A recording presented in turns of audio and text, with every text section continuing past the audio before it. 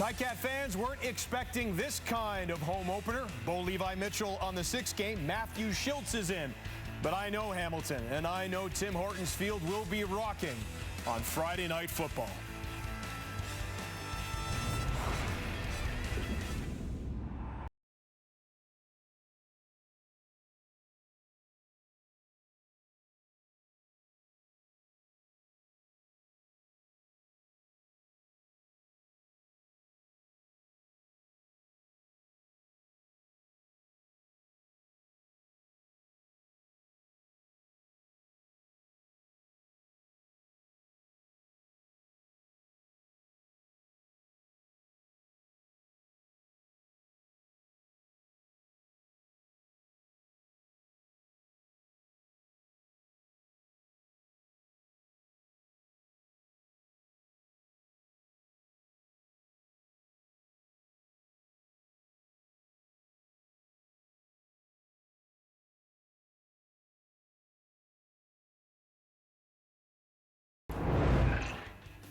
Well, Matthew Schultz, 13 for 14 and maybe garbage time last week, but Orlando Steinauer says he's the kind of guy who can make plays happen, and he can play through the pain, the coach says. Let's see what the Owls defense throws at him tonight. Austin Mack had an incredible opening, 4 catches for 120 yards. He didn't do that in college once. Cody Fajardo will probably look to go to him deep early on in Hamilton. Hi, Ken. Good to see you. It's Matthew Shane Falco Shinetti replacing Kate Burness for the next few nights, but I'm good with my starters here. Paul Appelese, Matt Dunnigan, and Milt Stiegel. Replacement's great movie. That's awesome. We also know there's another Matthew S. filling in tonight in Hamilton. That would be Matthew Schultz. So, Milt, I'll go to you right away.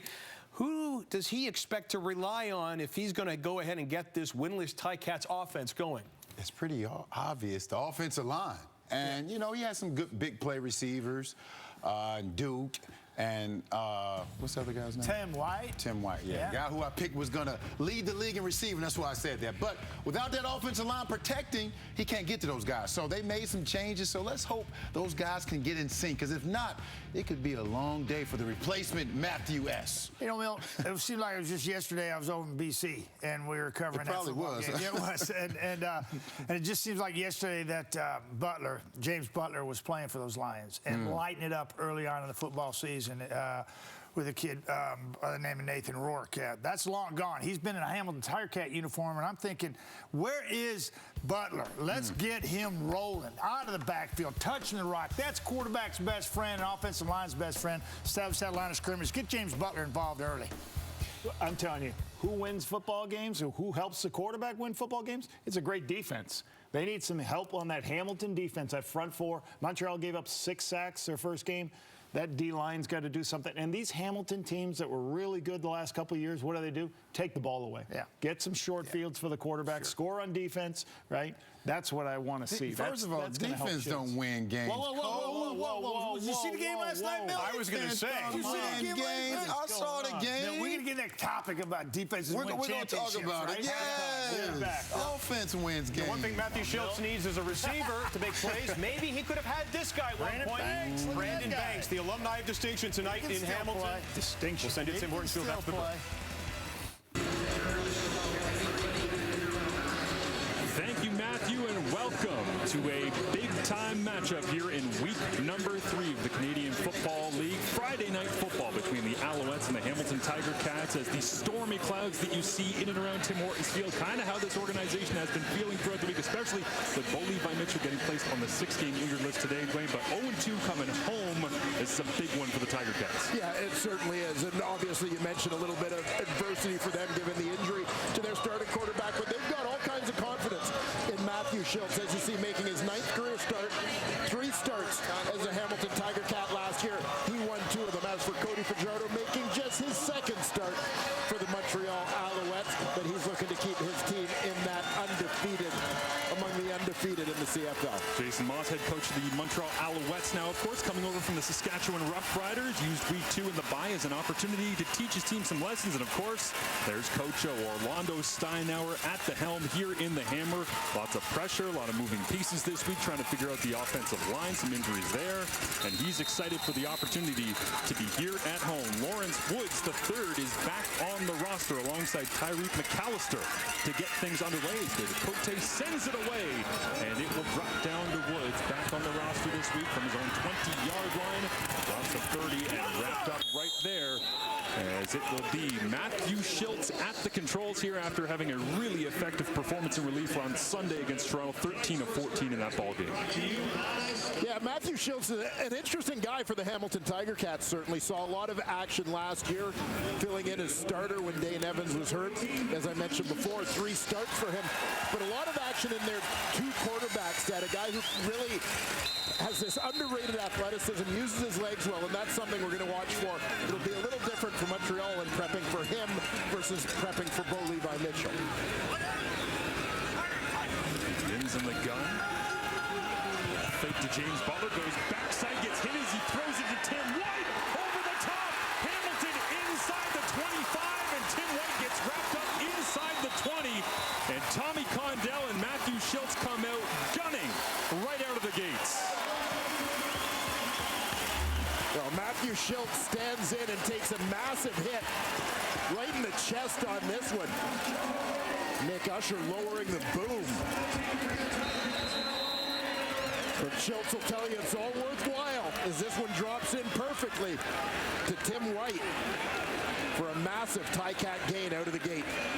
Held the backside defensive back there. Ento just enough to open it up. 61-yard gain into the score zone. Go the Tiger Cats, and this one will skip into the turf. Incomplete. Let's get a look at the Tiger Cats starting offense here, led by Schultz after that big play.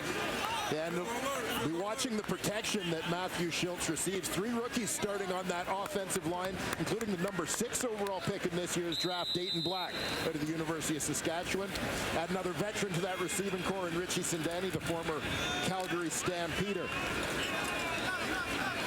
So that pass that skipped into the ground was intended for Terry Godwin.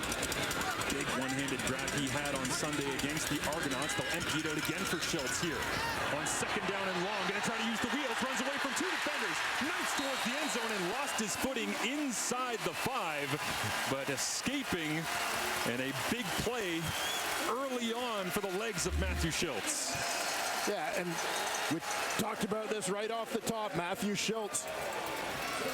We didn't necessarily see this part of his game during his time in Montreal, but moving over to Hamilton last year, I thought this was something Tommy Condell took advantage of very well.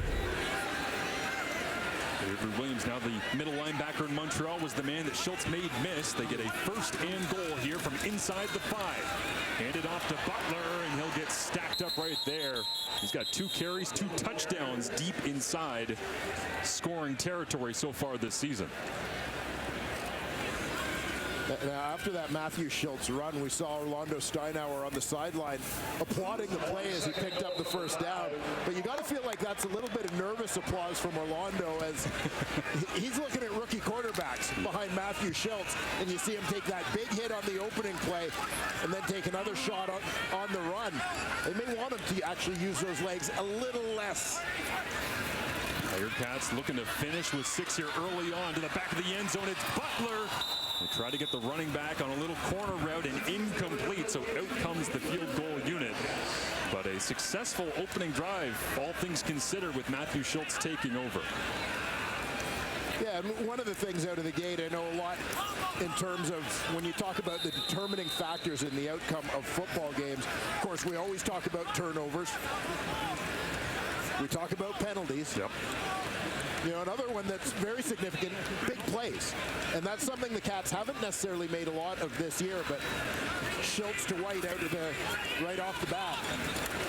It is Mark Leggio hammering it through for the early 3-0 lead here for the Tiger Cats over Montreal. Cody Fajardo breaking out in week 1 for the Montreal Alouettes, completing the deep ball. What will he do in the encore here after a bye week?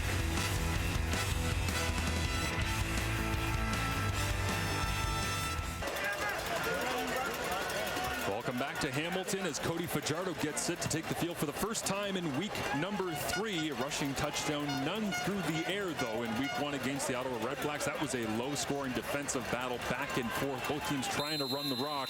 We'll see what he does here as one of his running backs, Jesuit Antwi of University of Calgary, stands back alongside Chandler Worthy. And Hamilton's defense set to come out as it'll fall down to Antwi, drops it around the 20, trying to get to the left edge, and the coverage team is right there to stack him up as we get a look at the Alouettes starting offense here.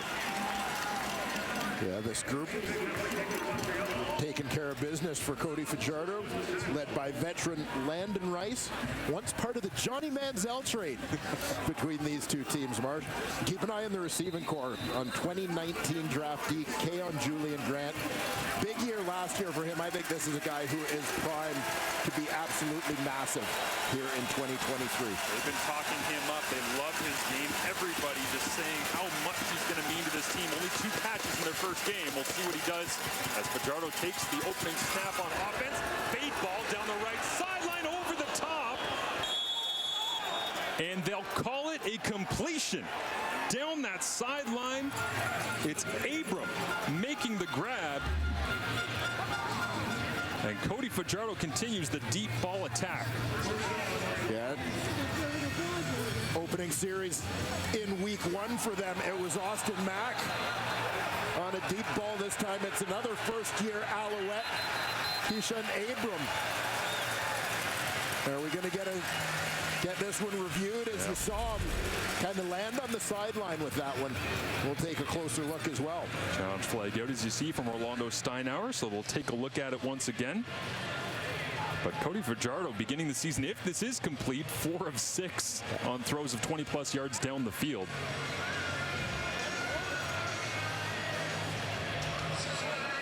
As Justin McInnes, the lead official here tonight in the Hammer, and both offense and defense for these two clubs making their way back to the original line of scrimmage before it was called a completion, well down the field across the 55.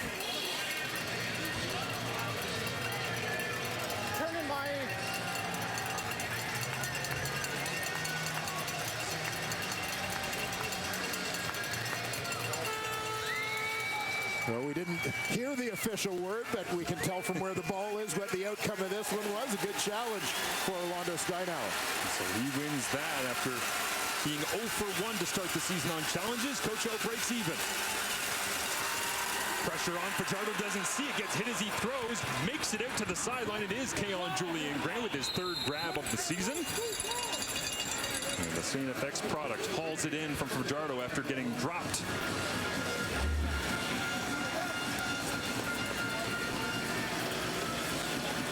Much pressure coming.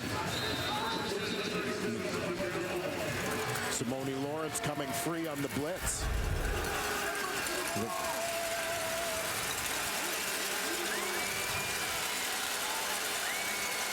And so Fajardo will get a fresh set of downs after Julian Grant picks it up. They go back to the running game as they did so much in week 1, calling run plays on 63% of their first downs. That leads the Canadian Football League. Let's get a look at the Hamilton starting defense.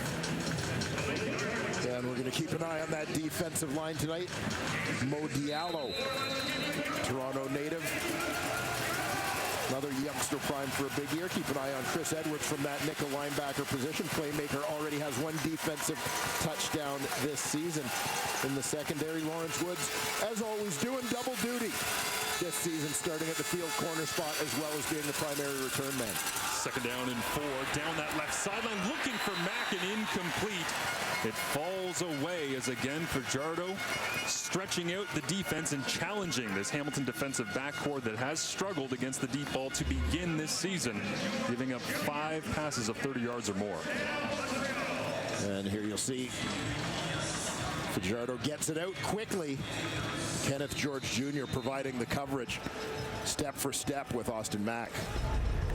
And getting word as well that the challenge for Coach O actually wasn't needed because it was the command center that was looking over things. So the Hamilton head coach still has his challenge here, as he would have if he ended up winning that challenge, but comes off the books as Lawrence Woods III will return this from the 20-yard line.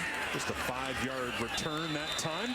as the battle on special teams continues all over the field in an East Division matchup early in the season. Hamilton's home opener, they thought they'd have Bo Levi Mitchell at the helm, but it's Matthew Schultz at the controls when we return to Friday Night Football.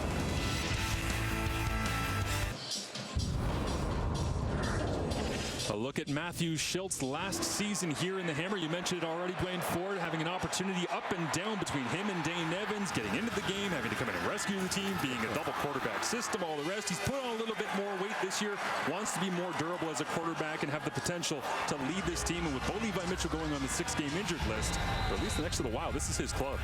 Yeah, and it's interesting when you talk to coaches and teammates about Matthew Schultz. It's not false confidence that they have in this guy. As this one gets knocked down, that's Tyrese Beverett off the edge, making the play on Schultz's throw, but certainly no lack of confidence as you see the defense starters for the Montreal Alouettes. Yeah, Jamal Davis with a number change this year, but still the same dangerous guy on that defensive line. He had the hit earlier on Matthew Schultz. Former Ticat Tyrese Beverett had a breakout year last year, becoming a starter for Montreal. Another former Ticat, Deontay Evans, in that secondary. We'll also keep an eye on Kavion Ento in for Nafis Lyon in the back. Again, rush over the top again. Schultz drops it down. It's Tim White. Another explosive play. Schultz to White. Back to back here to open things up in week 3.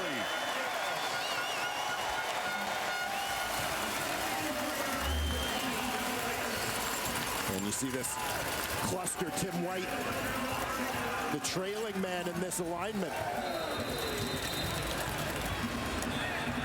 Perhaps creating a little bit of confusion with that release. Starting as the back man to the inside, he becomes the middle receiver on the release, going deep, leaving Deontay Evans in a chase position. 2 big plays to Tim White here in the first quarter. Hard count caught the Alouettes in a blitz. They'll protect Schultz with an extra receiver inside. He gets it away as he gets hammered, looking over the middle for Duke Williams, and just off the fingertips, looking for his first touchdown in the black and gold.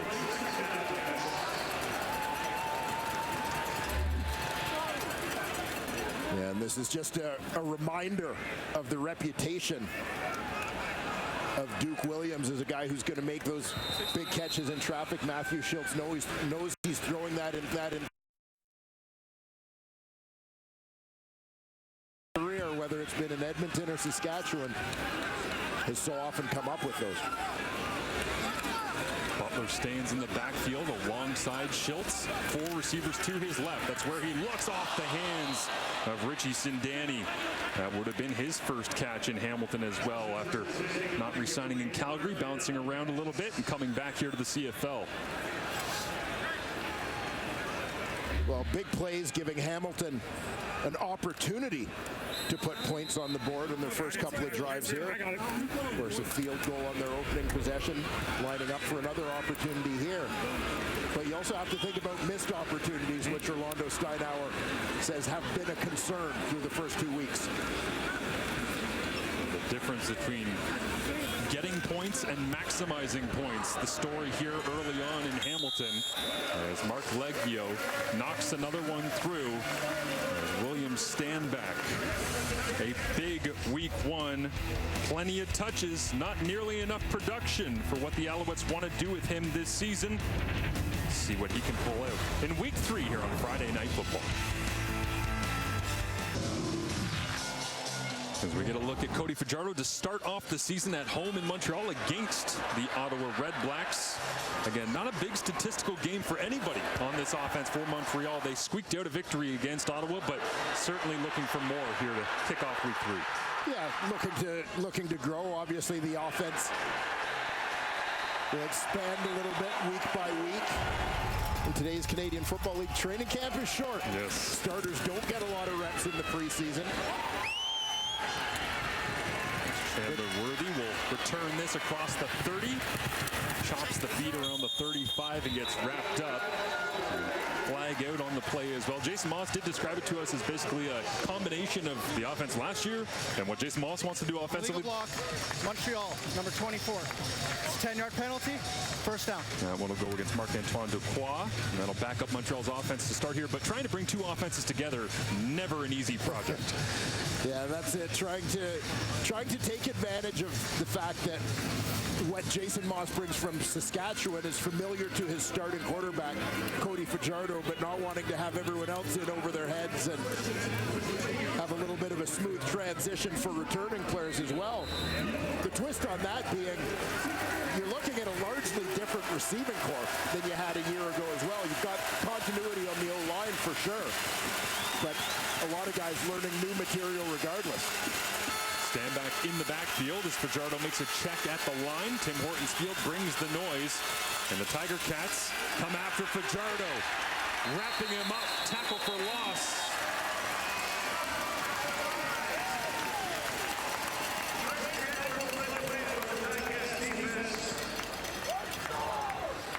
Well, Chris Edwards, a guy who's being looked on to bring not only big plays like that to the Hamilton defense, but also to bring a little bit of fire. Here you see a guy, natural defensive back, but here playing closer to the line of scrimmage. It's a tough matchup for Nick Callender in space against a guy much smaller, much quicker. Edwards took advantage of that. Callender listed at 321 this year, 27 pounds up. The left tackle now at 348 is on second down. It's a big gain to the outside, and once again on the wide side, there's Keon Julian Grant equaling his total of catches from week one. Well, Julian Grant, a guy has made his living so far in the Canadian Football League, largely catching the short pass and taking advantage of his athletic ability. Terrific kick returner in college at St. Francis Xavier University, Antigonish, Nova Scotia. But great yards after the catch guy.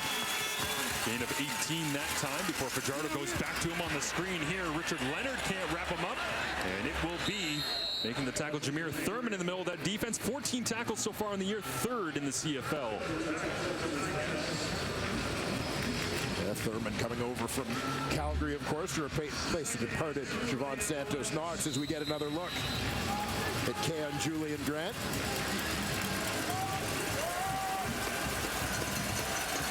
His dad, of course, a former Hamilton Tiger Cat. Karim, defensive end, drafted early 2000s.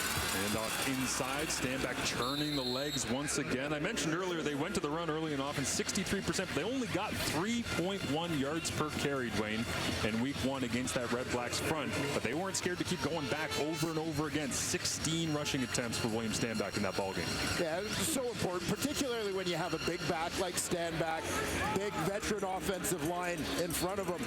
You have an opportunity, if you stick with it, to physically wear down the defense, and you hope it starts paying some dividends in the second half, particularly in the fourth quarter of that football game. That rush will convert. Fresh set of downs here for the Alouettes. Fajardo rolls to his right, flips it underneath, and it's incomplete. Richard Leonard there on the coverage, as once again going back to Keon Julian Grant. And we're seeing as Grant targeted a number of times here in the opening quarter, how he's being relied upon in this Montreal offense. Talked about a lot, obviously. Everybody talks about the departures of Gino Lewis in free agency, Jake Winicky in free agency. You've got Tyson Philpott starting the season on the injured list, Reggie White on the injured list as well. And off inside, the Alouettes scrambling to get set that time, and Fajardo not happy with the line of scrimmage communication, and it looks like they just tried to get anything off before the play clock hit zero, and it results in the punting unit coming out.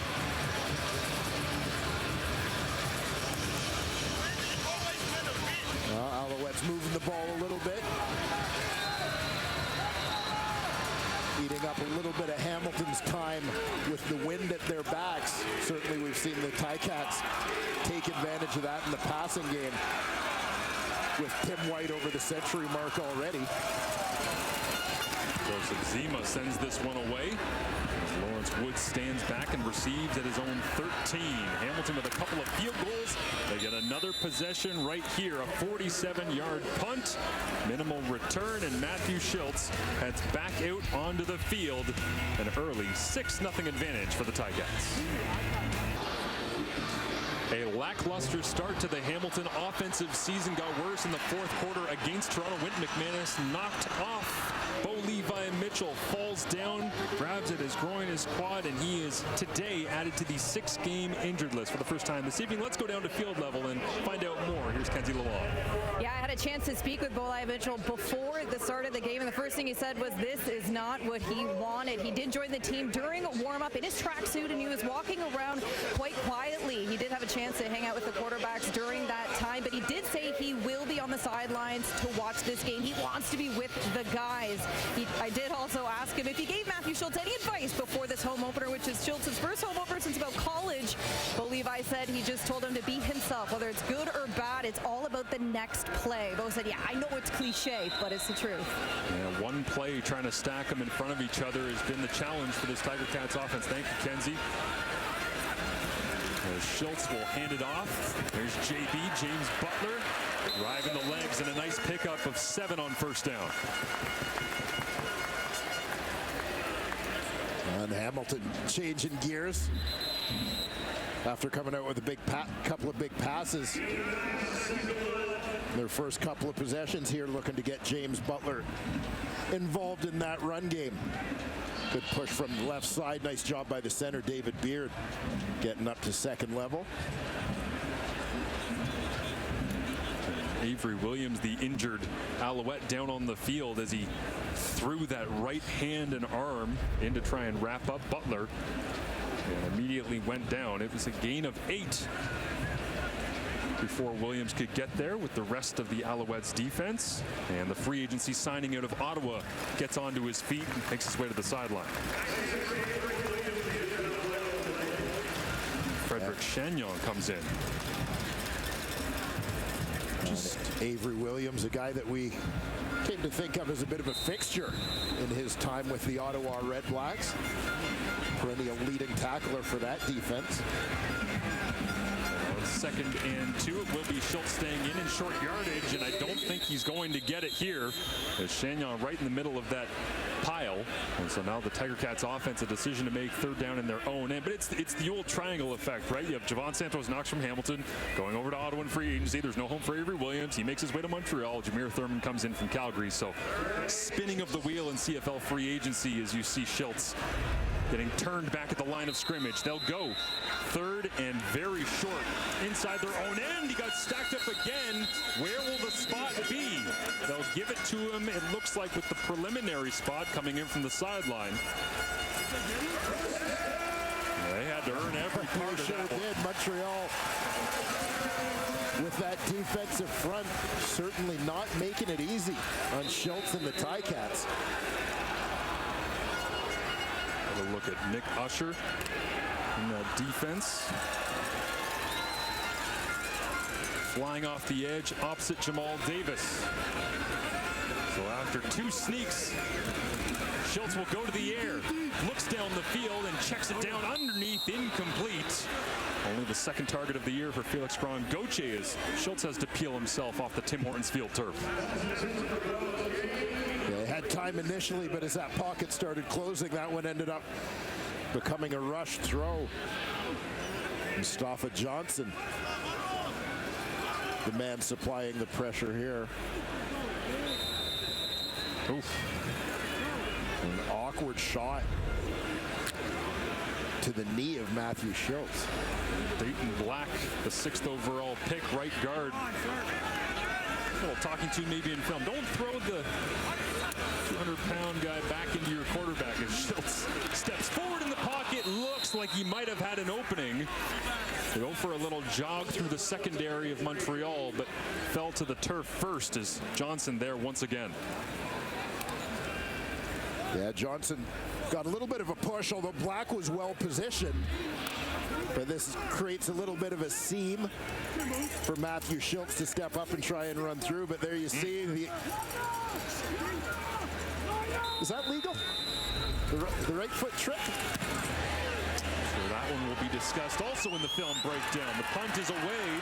Chandler Worthy grabs it with a no-yards flag down inside the restricted zone. And Worthy down the right sideline. Cuts it back against Bailey Flint.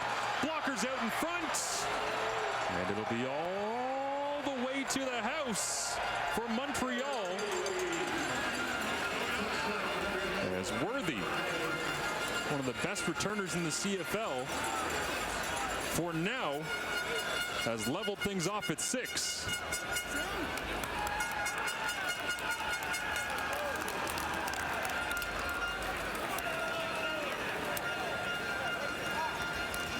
Well, Chandler Worthy has been a perfect fit in this Alouette return unit from the time he arrived at the start of last season. There's no yards on the play.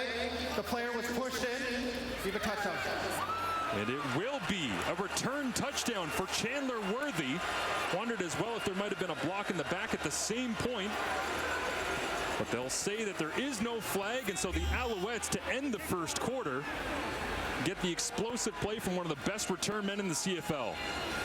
Yeah, and it's right there where you saw a couple of Ticats collide. It took away the most immediate pursuit on Worthy. That allowed him to get to the outside.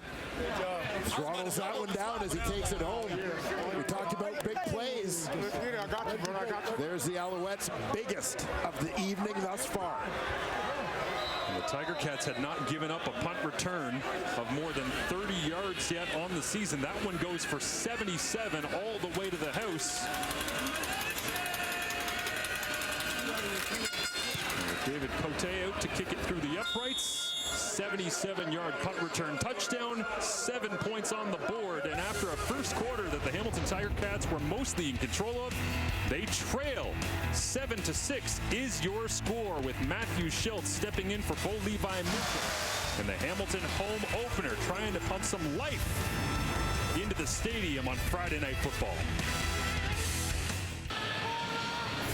After 1 quarter of play here in the Hammer, somehow Montreal has a 7-6 lead, Wayne Ford, as it has been a big quarter for Matthew Schultz and for Tim White. 2 explosive plays, which you love to see if you're a Hamilton Tiger Cat fan here in the home opener. The only problem is you're only supposed to win by 1 point if you can by the end of the ball game. Well, this is it. You want those big plays to translate into something more than field goals, and that's been the issue, is those missed opportunities.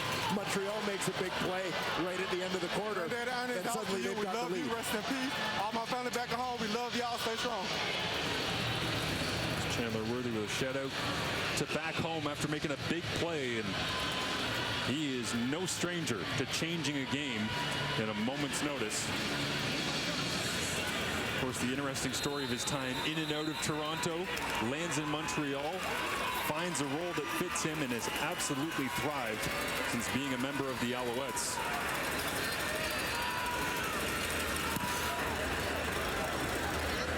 Hamilton like to have a return of their own.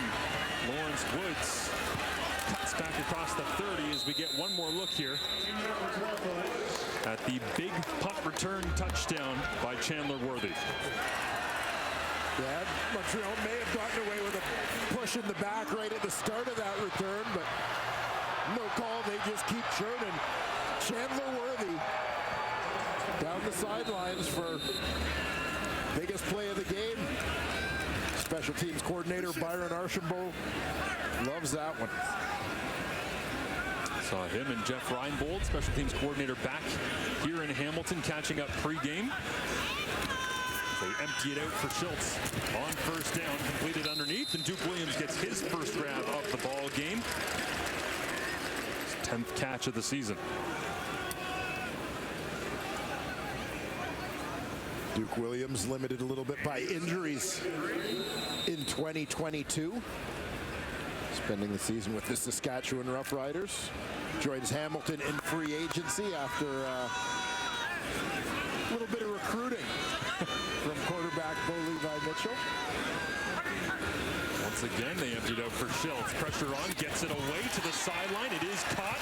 Trying to get away from the tackle is Tim White. And finally, it'll be Ento wrapping him up, but presence is felt with Duke Williams making catches out here. Yeah, it certainly is.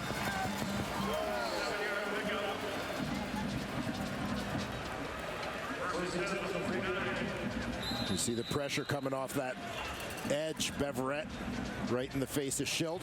Knows he's got to get it out quickly. White makes the adjustment, knowing the ball's coming in a hurry. Nice execution there for the Hamilton Tiger Cats on the blitz adjustment. First down for Hamilton. The fullback, Felix Grangoche, is in. They'll try to run it behind him. Montreal's defense right there, stringing it out. And a lot of work that time for James Butler, the third leading rusher in the CFL entering week 2 at 126 yards, just to pick up a couple. As there's big Armando Sewell all the way to the sideline. Yeah, it's Sewell in that Montreal defense. Certainly made Butler work for this when the Ticats running back did well to turn this into a positive play as the Owls defense kept stringing it out and stringing it out. He finally managed to get his shoulders north-south and pick up a few. Sewell shifts around on the interior of that defensive line. Let's look from the Alouettes. Schultz takes advantage over the top. Duke Williams is the target. And incomplete. Deontay Evans, the former Hamilton Tiger Cat, here for a couple years in 2021 and 22. Right there all over Duke.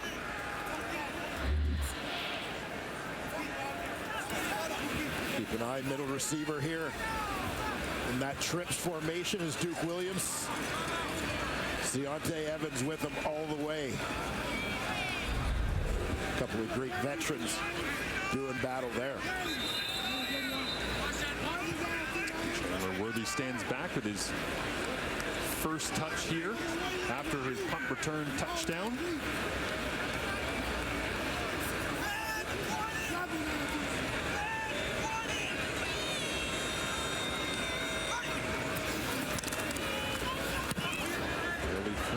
Sends it away. Short kick that drops at the 20 and right there to make the tackle on the spot. Hamilton's coverage unit, a no-doubter. Carthel Flowers Lloyd leading the way on special teams for Hamilton on that one. Had 4 special teams tackles coming in. Adds another couple here early on. Montreal possession on Friday Night Football.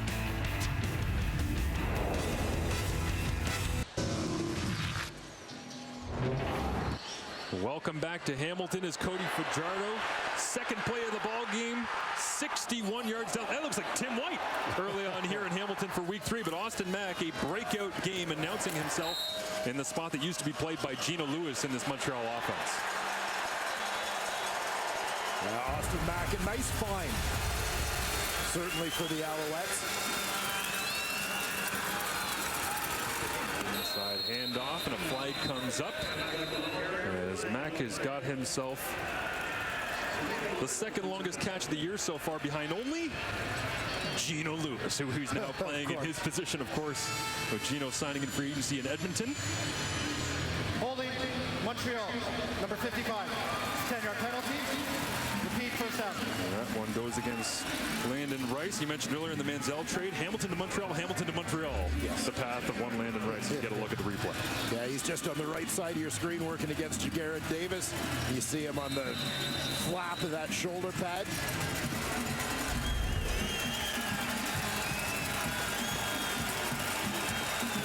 2013 undrafted right tackle out of Manitoba in the Bison's program. Tries to anchor here against Casey Sales. Meanwhile, Fajardo over the middle, big hit. Tunde Adeleke there to deliver the blow, but it's Abram holding on to it. Love the courage, love the concentration as Abram knows that this hit's coming, but all his focus stays on that football. Secures it, takes the lick, pops up, ready to go on the next play. Cringed a little bit looking at that right leg on contact, but Abram seems to be okay. 25 hard-earned yards. Fajardo will stand back in the backfield. Flips it out to the isolated receiver, and that is Mack making another grab here in this Montreal offense. And he's got some goals in Montreal. He knows a little bit of history about the CFL, and specifically the Montreal Alouettes. There's one guy who was a Hall of Famer here in Montreal. He wore 86. His name was Cahoon. I want to be at that level. If I'm going to be here and build a career here, that's where my expectations are. Yes, sir. Austin Mack aiming high. And certainly delivering in a big way in his Alouettes debut 2 weeks ago.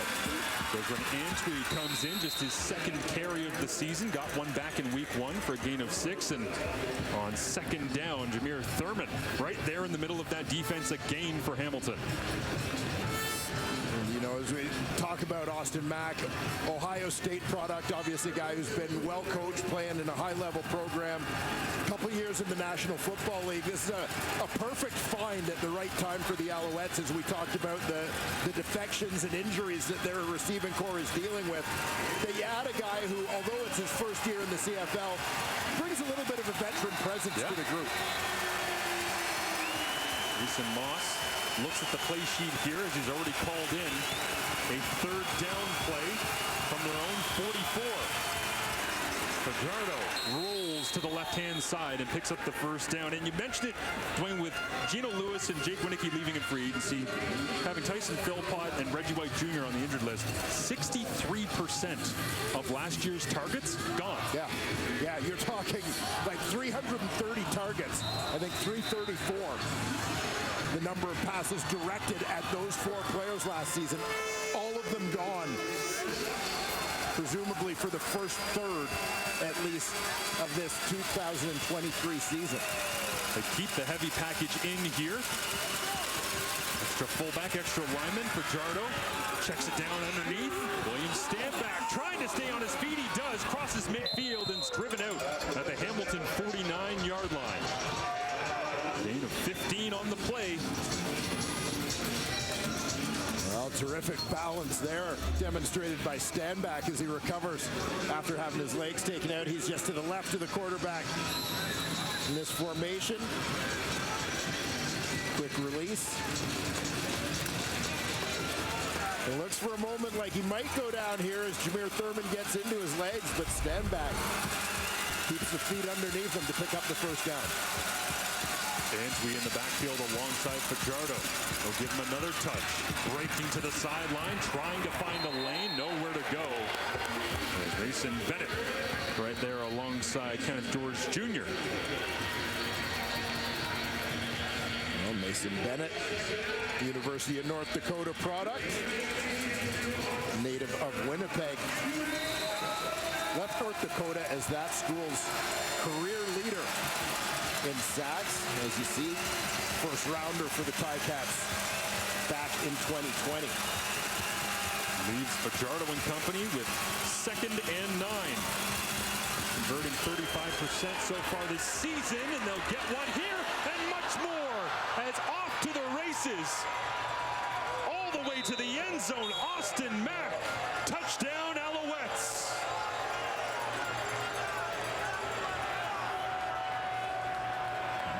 Austin Mack continuing to make his presence felt. Guy that Jason Moss and Cody Fajardo both described as a quick study in terms of his ability to pick up some of the nuances of the CFL game, as well as the Alouettes offense specifically. And they're providing a reminder why you need to wrap up on those tackles.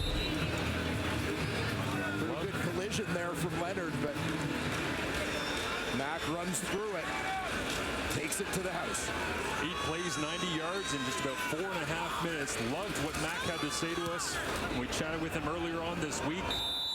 Could have gone to any league. I wanted to be in the CFL. I didn't just want film to try and get back to the NFL. I wanted to be here. I wanted something real. Well, this is as real as it gets. A touchdown on Friday Night Football in the Hammer Alouettes League.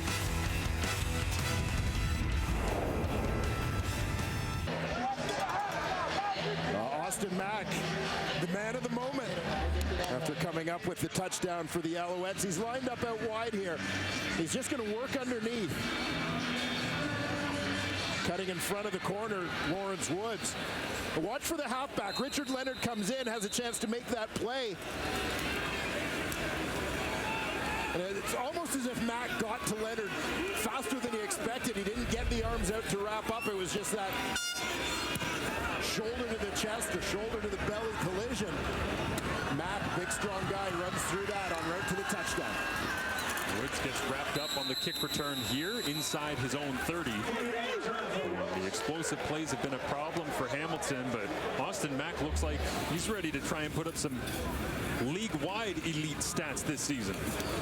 Yeah, you know, Mac was very, very humble with us, quite frankly, in talking about his early success in the CFL, giving credit to the coaching staff, suggesting that, you know, Jason Moss has made it easy for him, putting him out there at wide out where he's lining up on the line of scrimmage most of the time. He doesn't have to get used to the waggle yet.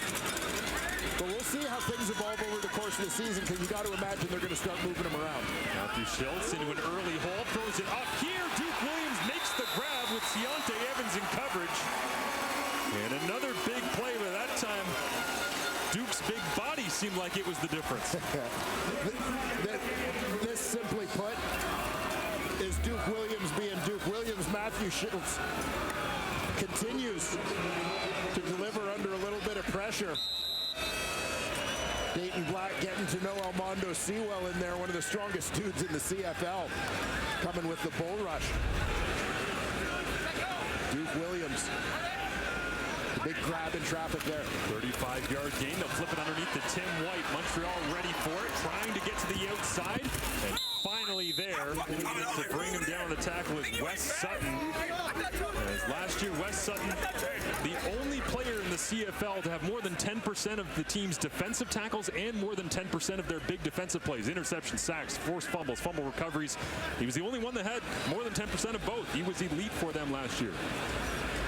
Yeah, and the coaching staff, Jason Moss in particular, has talked about Wes Sutton really coming forward as a leader for this team this season, earning himself a little bit of cred with that performance last year. Cody Fajardo said he was interested in his game when he got to Montreal after playing against him, as Schultz has this one. Get knocked down in a mess at the line of scrimmage. And is that Uguak, the first-round pick this season out of TCU? Yep. Uguak coming from that defensive end position. I know leading up to the draft, much debate as to whether he would see most of his reps in the CFL at end or tackle, but having an impact coming off the edge right there. Edmonton native, started his college career at UConn before transferring to TCU. Charmed run for the Horned Frogs, of course, last season before a disastrous national championship. He didn't get many reps here in the CFL and motivated to make plays as he just did. Punt down inside the 5-yard line. And they will pin Worthy along that sideline. Montreal, lots of work to do here as they have the early 14-6 lead in the second quarter. Lawal making plays, Alouettes in control. Austin Mack into the end zone here in the CFL, making waves. People around the CFL are noticing. For more, let's go down to Kenzie Lalonde. Yeah, Marshall, when Austin first got to Montreal, he didn't know much about the CFL or the Alouettes. So he took his time to not only study the game, but the history of the Alouettes and the players that have come before him. He, of course, came across Ben Kahoo's name, but also the man who held his position a year before, Gino Lewis. He spent time watching his film. He said he's an unbelievable 50-50 ball catcher, and the way he's aggressive with the ball, he really admires. He feels that these guys have set the standard and the expectation the city of Montreal has for their wide receivers. We go back to last year's points for Austin Mack in particular, 120 yards on his first game in week 1. Well, Gino Lewis's rookie numbers in 2 games, he had the exact same amount, 120 yards. Love it, Kenzie. Yeah, and of course, remembering how Gino's career began, just catching a fade ball, catching the eye of the coaching staff, getting an opportunity to stick around. I mean, it's kind of the same script a little bit here. Well, this is it. Taking advantage of opportunity is what it's all about in the world of pro sports. Pickup of 9 on first down. second and short. Fajardo rolls over the top. Gets a first down for the Alouettes with a long field here and 4:15 remaining. And Montreal kind of feels like settling into their comfort zone. A little bit of an early lead. You got stand back, kind of working off play action a little bit. This feels like how the Alouettes want to play this season, doesn't it? Yeah, well, it certainly does. And you mentioned the strength of that running game, that offensive line, veteran group, mobile quarterback, and a healthy Cody Fajardo, which wasn't necessarily the case a year ago. So many things you can do off that play action run game. They flip it out to Keon Julian Grant here on the jet sweep. Bounces off two tacklers, stays on his feet, and he knifes forward for another couple of yards. Rolling away is the Ticats secondary, having trouble bringing ball carriers to the turf right now. Well, Julian Grant, another 200-plus pound receiver with deceiving speed. He's going to come right to left on your screen to take that flip from Fajardo.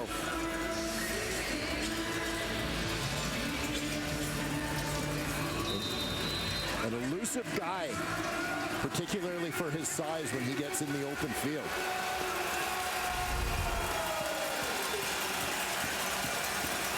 Gain of 7. The two-back set-in with Standback and Antwi. Handed off across the face of Fajardo. It is Antwi. Just needed 3 yards. A little mix and match. Walter Fletcher not even up in the lineup yet as they continue to try and find some ground game attack that will work after not getting the production they wanted in week 1. Yeah, depth in the backfield, regardless of what the numbers say through nearly 6 quarters. That depth in the backfield is a strength for the Alouettes. Antwi out of the University of Calgary. As we have hit the 3-minute warning here in Hamilton. 14-6, Alouettes up on the road. I know Ticat fans are missing my Chucks and missing chirping me about my Chucks. Don't worry, everybody. The panel's got you covered. Miss you, Hamilton.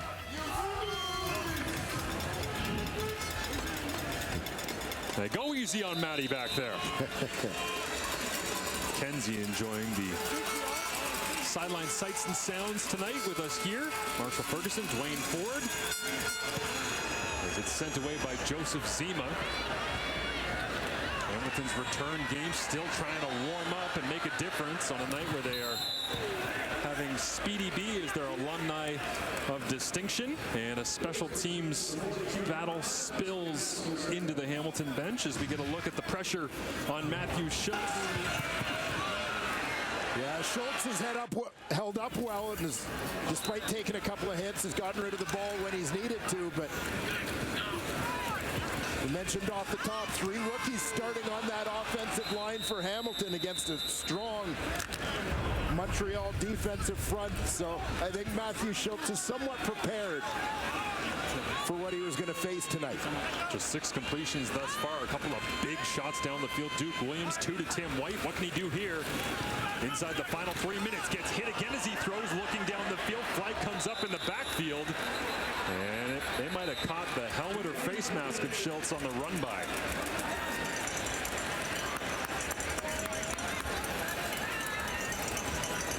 Another former Hamilton Tiger Cat, Tyrese Beverett, might have been the guilty party.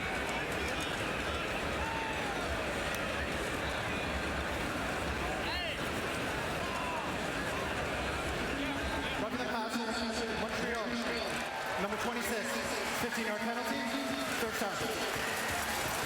We'll take a look. Tyrese Beverett. Coming off the edge right here, beats the running back. At least partially. You see that hand coming over the top.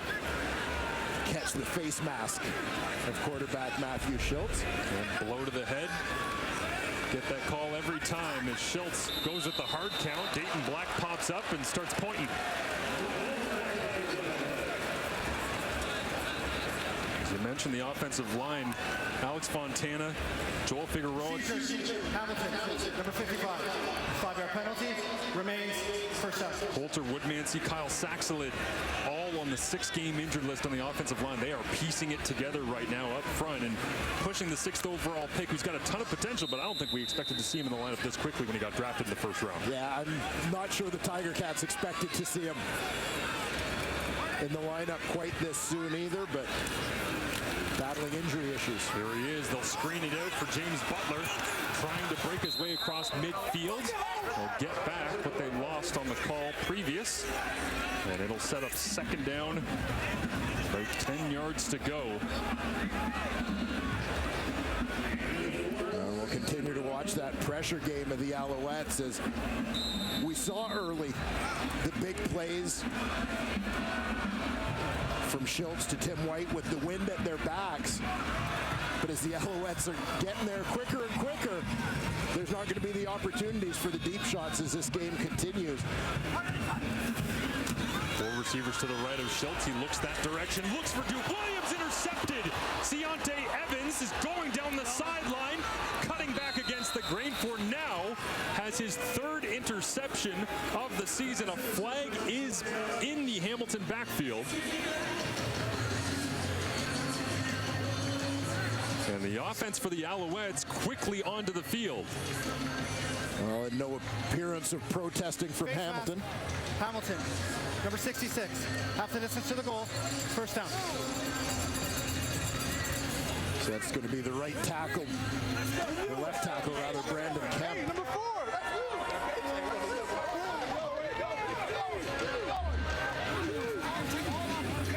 So keep an eye here. Brandon Kemp, one of those 3 rookies. Got the hand up a little bit.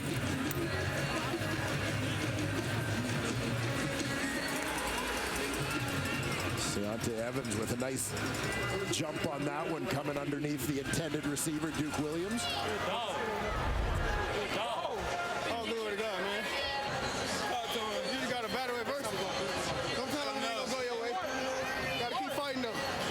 Gotta keep fighting. 2018 Grey Cup champion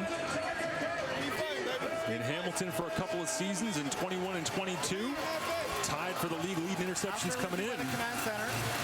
After the interception, the player stepped out at the 49-yard line. We have face mask. Hamilton, number 66, sorry. We're going to go up 15 yards, 1st down. So we'll tag it on. Change the field position up a little bit, but it remains Montreal possession with great starting field position, something the Alouettes were blessed with back in week 1 as well. Best starting field position in the CFL. At their own 43, well, here they're deep into Hamilton territory with Cody Fajardo staring down the Hamilton Tiger Cats defense that's given up the most net yardage in the CFL so far this year, over 400 yards per game against Winnipeg and Toronto. Fajardo looks down the field, out to his left, checks it out to the sideline, and down that sideline with running room inside the 5. It is Cole Speaker. Played just a couple games last year. It's a nice grab here. Yeah, Speaker is a guy who impressed in his late season audition with the Alouettes after spending much of the year on their practice roster. Particularly a game against the Toronto Argonauts. He was one of their busiest receivers. Closing week of the season, and again, opportunity here in 2023 with a number of changes to that receiving core, and Speaker looks to take advantage. 1st and goal from the Hamilton 4. Fajardo turns, fakes the run, runs for the end zone, touchdown Alouettes. They extend their lead late in the 1st half.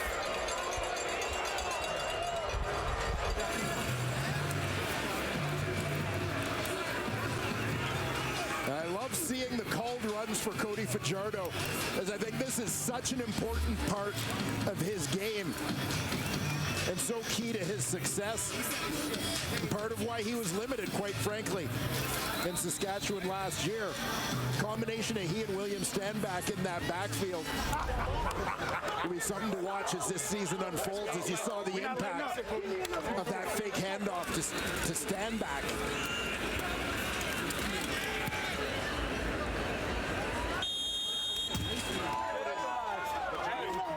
taking advantage of the aggression of Malik Carney off the edge, pulls it out, and races away from Jameer Thurman and Tunde Adeleke in time to reach the goal line.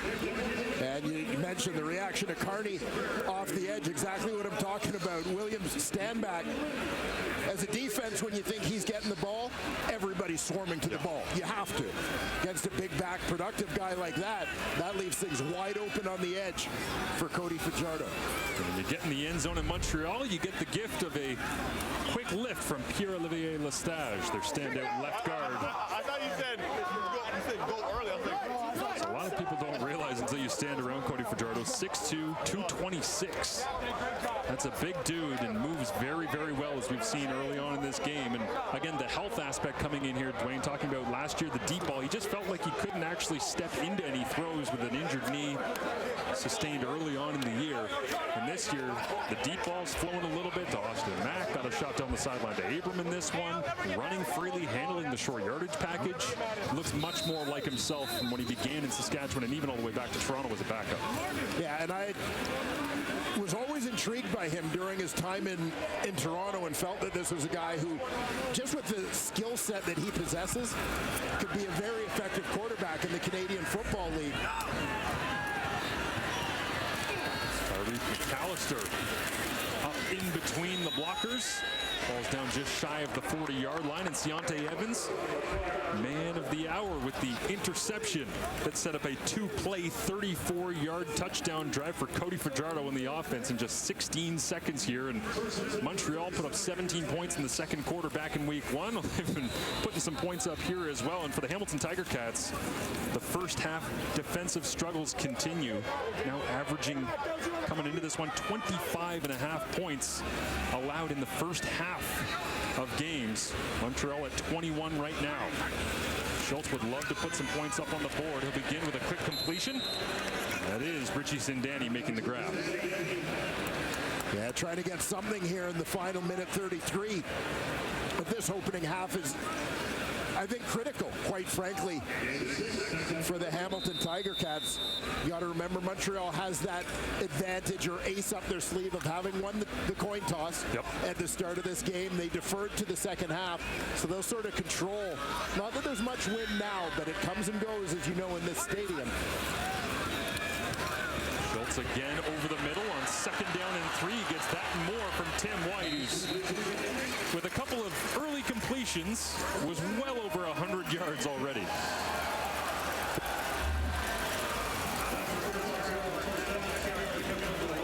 Take a look at Tim White getting that first down yardage, coming underneath in front of the free safety Marc-Antoine Dequoy. Schultz awkward catching the snap that time and just tries to get it away. It's intended for Sindani, incomplete, they'll say. So second down and 10 as we roll inside 1 minute remaining in the half. Yeah, you know, it is, as I was saying before, the importance of getting points here before the break for Hamilton is obviously Montreal with a bit of control in the second half, having won that coin toss, but also just when you look at the pressure that Matthew Schultz has faced already, you don't want to be in too deep a hole with time working against you and being forced to pass the football where the Alouettes can really pin back their ears. Schultz looks deep over the top. It is Duke Williams.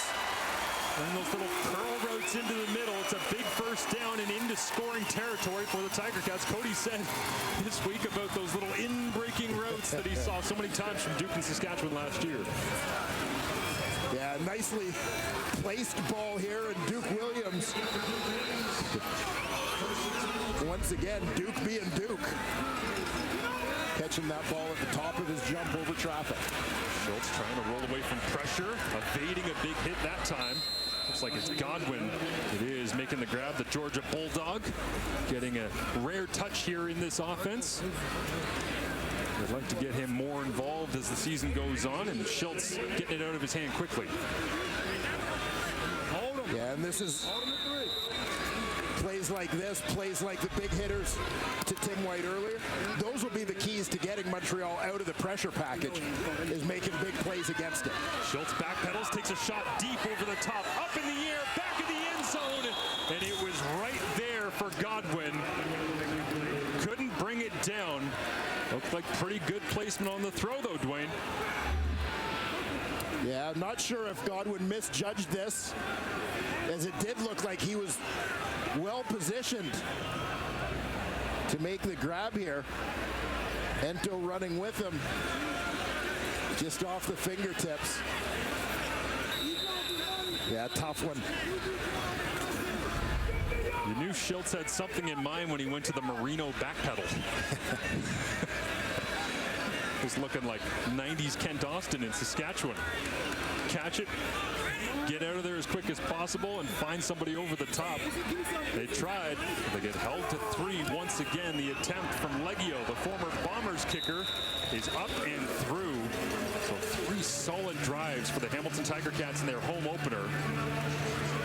And with 3 field goals by a former nemesis from the Winnipeg Blue Bombers. Sir Mark Leggio. After much competition in Winnipeg in training camp this year, Sergio Castillo ends up winning the place kicking job there. Leggio, the Western product, ends up moving a little closer to home. Getting back to Ontario here with the Tiger Cats. With Seth Small taking some time away from the team once again. As a team, between Small and Leggio, they have not missed a point after or field goals so far. So the kicking unit, not in question. It's the punt coverage unit that's given up a touchdown here to that man, Chandler Worthy.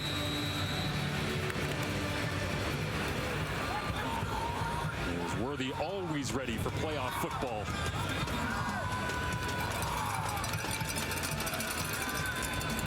And the warm weather here.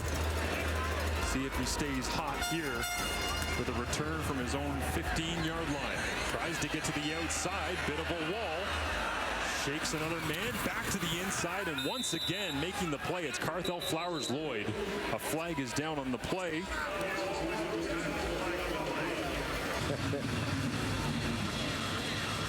Holding call against Montreal will back things up. But Chandler Worthy looks like he's in mid-season form right now every time the football touches his hands. And if you remember, he set the tone the first couple weeks of the season a year ago as well. Having been let go by the Toronto Argonauts, picked up by Montreal, came in, made Mario Alford a great returner in his own right, expendable. Alford goes to Saskatchewan, where he has a monster season as well. Bit of a can't-lose situation for the Alouettes in terms of who they were going to have as their returner. Mario Alford, the greatness of Janarian Grant on display last night for Winnipeg despite a tough loss. And here tonight, Chandler Worthy. Plenty of great returns around as Fajardo kneels this one out. 21-9 is your score at the half. That's a couple of big plays.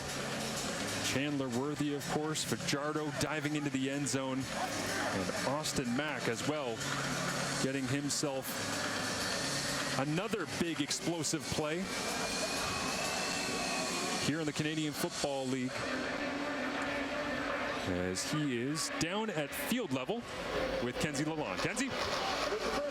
Well, Austin, carrying over from week 1, this time a 48-yard touchdown. What's allowing you to find this rhythm here in the CFL? Man, we're just doing everything we need to do offensively. We're doing what we need to do to get that we didn't do in week 1. So we got to keep it going. We have another half of football. We got to finish strong. Well, let's talk a little bit about defense. I mean, you can't have good offense without defense. What can you say about that interception by Seontae Evans? Seontae's doing his thing. What's that now? 3 of the season, man. You got to keep going. The defense is getting us energized, giving us great field position. We got to keep maximizing every time we get the ball. What do you have to do to be successful to close out this road game with the win here tonight? We got to keep the pedal on the gas. Got to keep doing what we're doing, keep the field position, and execute. Make sure we get the ball in the end zone. Thank you, Austin. Good luck. Thank you. Well, I'll send things back over to Matthew Shinetti himself and the panel. Great work so far, Kenzie. That key word there from Austin Matt, guys, was energized. And Matty, when you talk about energy, sometimes if your quarterback isn't protected, it can take energy away from you. And sometimes it's not always on the offensive line, sometimes protecting the quarterback. Yeah, you're right. And momentum shifts very quickly in this game. And we saw that in the first half there as Montreal was pressuring him. Mustafa Johnson, hey, great effort, and he's just trying to get to the quarterback. But I think he hits him low right here. You see Schultz grabbing his left knee right here. That looks like he could be down to number 3 in a heartbeat. Then here, watch his right foot. Johnson again. He trips him on this. What happens the next play?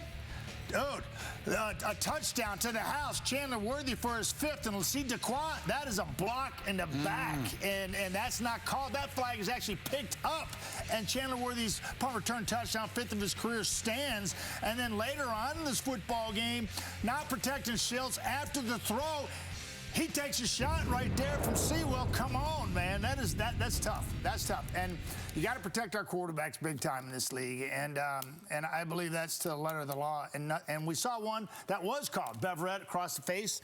And they finally called that one. But you got to protect these kids. And that momentum shift was huge for Montreal. Love their defensive effort, not taking anything away. If you can get away with it, why not? You know, but at this point, well, I fear for Matthew Schultz if that's going to be let go. Another point of momentum as I throw it over to the Hall of Fame receiver is all about where you place your hands. And as the Ticats were missing some of those big plays, Milt, they could probably hear you in Hamilton just groan out loud. What did you not like about that? Well, and I'll get to this, but that drop by Godwin, that was bad. But I'll get to this. And throughout the course of a football game, it's similar to a boxing match. You know, you're throwing body blows and you're hoping your defender drops their arms. And when they drop their arms, you have the big plays. You have the big punch. And that's what they're doing right now. Both teams, they're making plays. We see Austin, return of the Mac, once again making some plays. He's carrying over what he did last week. Milt singing. Tim White finally getting his opportunity because he has someone who's getting in the ball.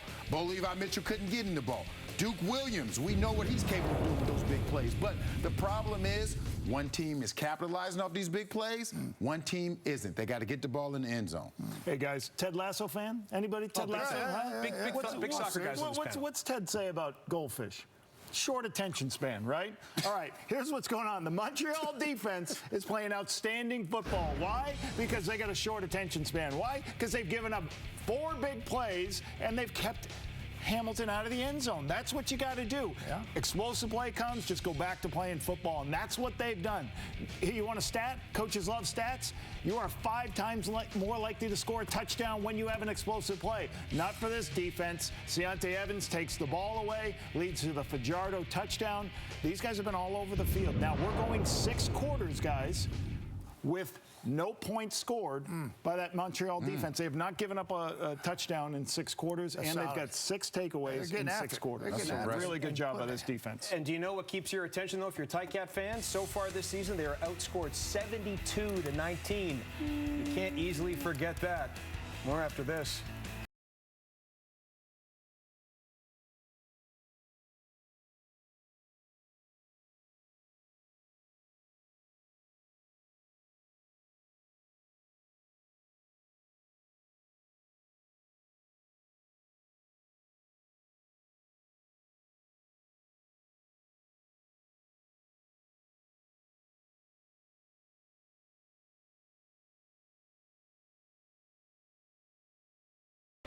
Shane Falco-Shinetti will be with you, replacing Cape Ness again tomorrow when the Rough Riders take on the Stampeders, 7 o'clock Eastern. Trevor Harris put up some big yards. So did Jake Mayer last week. We'll see what quarterback comes out on top tomorrow night.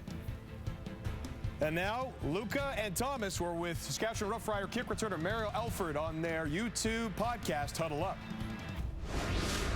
I mean, a big return. It doesn't even have to be for a touchdown, but just it gives your offense such a boost, and it really lifts the sideline. And I think the more you see that in the CFL, really, really helps the game a lot. Do you specifically have maybe a favorite return in your whole career that you really remember and say, like, wow, that was awesome? I like the one I did last year, man. The Toronto, the one that missed field goal one from last year. And even in college when we played Alabama, when I took one back from Alabama, hey, that place lit up too, man. And it was It was fun. I don't know which one I liked the most. That one or the one in Alabama, but they both was good though. So I was watching the Alabama one today, just like in preparation. That was incredible. Just made the one guy miss. He came in hot, and then you just were gone up the sideline. And like against Alabama too, right? Yeah, that's the thing. Against Alabama, they was going in cocky, and we was in that game with them. I had all my family there. It was in my home state, so man, it felt good. All my family, they was out. They was tailgating before the game, and it just was a good one, man. It's a good atmosphere, good feeling. But also the one this past year here at home against Toronto was pretty good too. So I want to ask you a little bit about celebrating these big returns. You had one in Montreal by going, you celebrated by going into the stands. Obviously, the Rough Riders, I always say that they're known for the best fans in the CFL. There's just so much passion there. Would you ever celebrate by running into the crowd in Saskatchewan? And I know they're known for the watermelon hats there too that the fans like to put on. Would you ever put one of those on? Yeah, I will, man. Like, I think we'll get fined though. But I heard that our GM will pay our fines if we did it. So yeah, there you go. I may just do that, man, just to get a crowd a good little, a little present. So we'll see. Like, I really don't celebrate too much. I'm just one of the guys that, act like you've been there guys before. But, it's fun to celebrate. I think I'm going to bring a little trick out this year. So a few little dances in here, but I'm going to keep that one in mind about going in the stand. I think we get a fine for it, but I'm not even going to care. Come on, guys. Austin Mack, let's do a little return of the Mack. Return of the Mack. Return of the Mack. Come on. That's pretty bad. We're pretty bad, guys. Sorry, man. Having fun. Return of the Mack.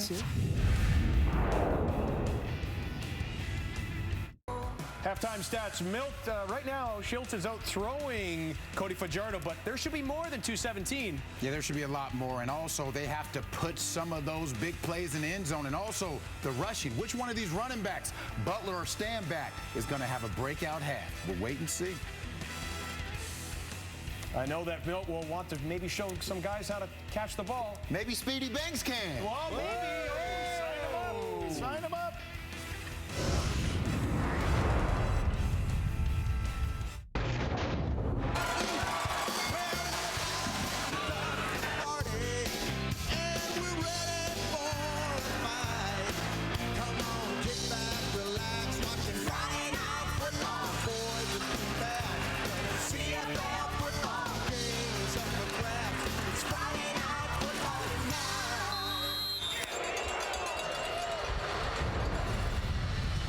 Welcome back to Hamilton as we get set for the kickoff of the second half. Montreal in control. Cody Fajardo and company, 21 points on the board. The man trying to keep Hamilton in the hunt, Tim White. He's at field level with Kenzie Lalonde. Well, Tim, you connected on the opening drive of this game. How does this group find that offense here in the second? Just continue to be us. Continue to be explosive, make the plays when they come our way, and every single play, you got to make it count. As we move into the second half, how much of this is adjustment versus just better execution? Yeah, I think it's execution. We got to execute through all four quarters, and this second half is going to be extremely big, so we just got to continue to work. Thank you, Tim. Good luck. Thank you. Tim White, just a couple of catches, 2 on 7 targets through the first couple of weeks with Levi Mitchell at the helm on passes that were 20 yards or more in the air. He broke that in the first quarter. He's already had a breakout night for himself, but stats don't mean much to this Tiger Cats club at 0-2 and beginning the second half in a 21-9 hole against the Montreal Alouettes. Mark Leggio has it on the tee, sends it away, and it will be Chandler Worthy. Punt return touchdown in the first half. Trying to get to that wall of blockers, and Montreal creating room for Worthy once again, almost out to the 50-yard line, where Anthony Federico, the Queens grad, bumps him out of bounds. A return of 30 yards that time on the kickoff. So we get a look at Cody Fajardo and his work in the first half. Yeah, Chandler Worthy, as you mentioned, is the guy who got things going, but Cody Fajardo starting to heat up, spreading the ball around to all of his receivers. Austin Mack with the touchdown grab there, and using the legs to finish off the drive himself. No 2-and-outs in that first half for either team as Fajardo will just pick up the low snap and slide his way forward up to midfield. But no 2 and outs in that first half. Dwayne was just about to say Montreal been avoiding that, staying on the field. Time of possession pretty good to start the year and avoiding having those quick outs. And Fajardo saved this one from what could have been disaster to begin the second half. Yeah, nice heads up to turn that near disaster into a positive play for the Alouettes and protect himself as well. Moni Lawrence on the hunt nearby. Somehow picking up 3 yards out of nothing. 2nd and 7. Fajardo over the top, man open, and it's dropped. Well, Speaker, the intended target.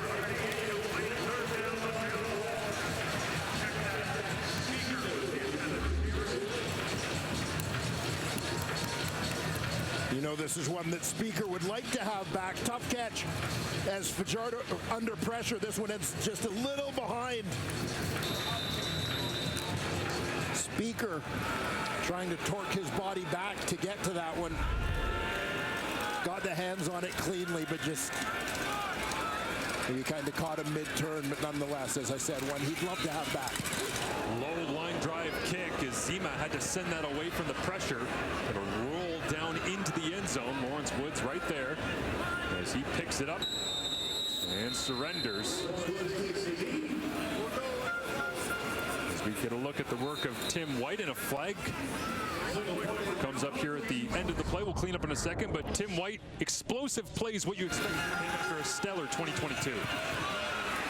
Yeah, opening offensive play of the game for Hamilton. Monster connection, Schultz to White on that one.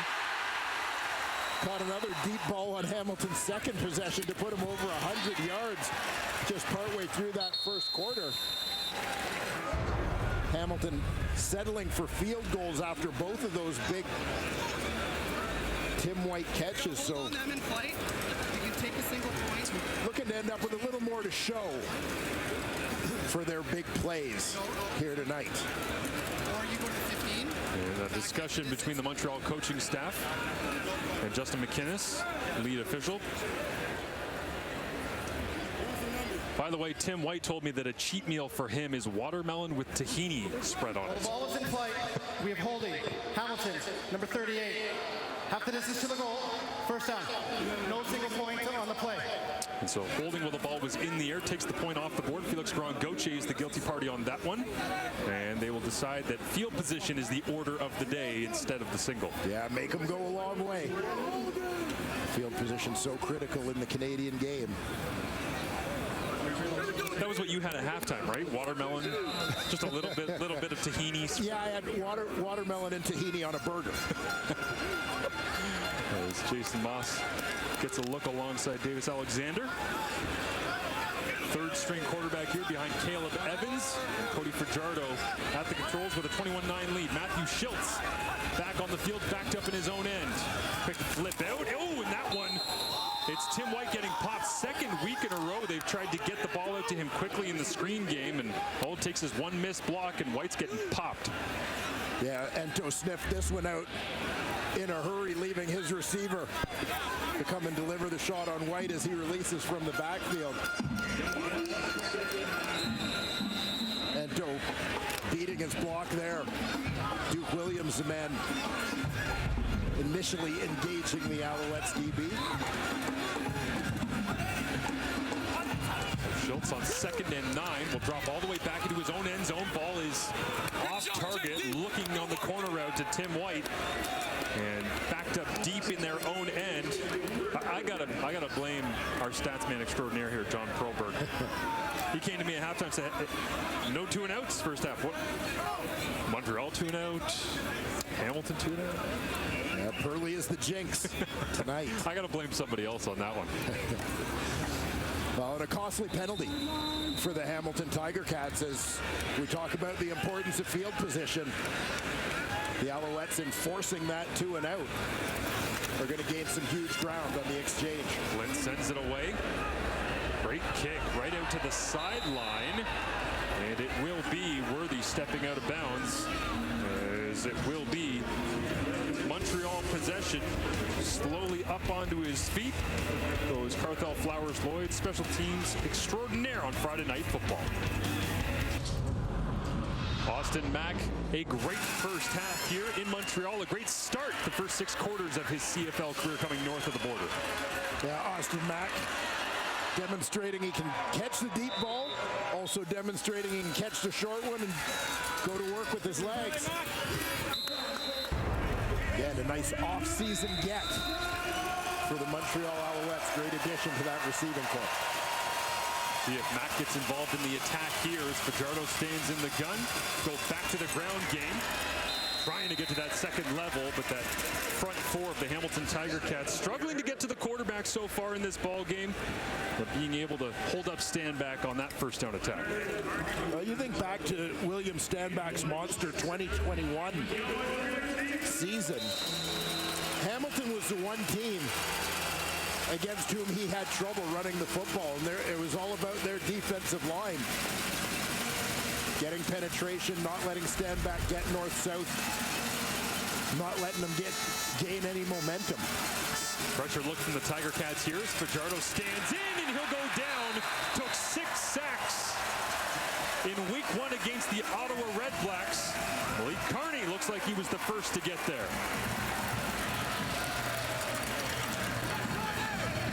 Well, Carney, another guy, had something of a breakout season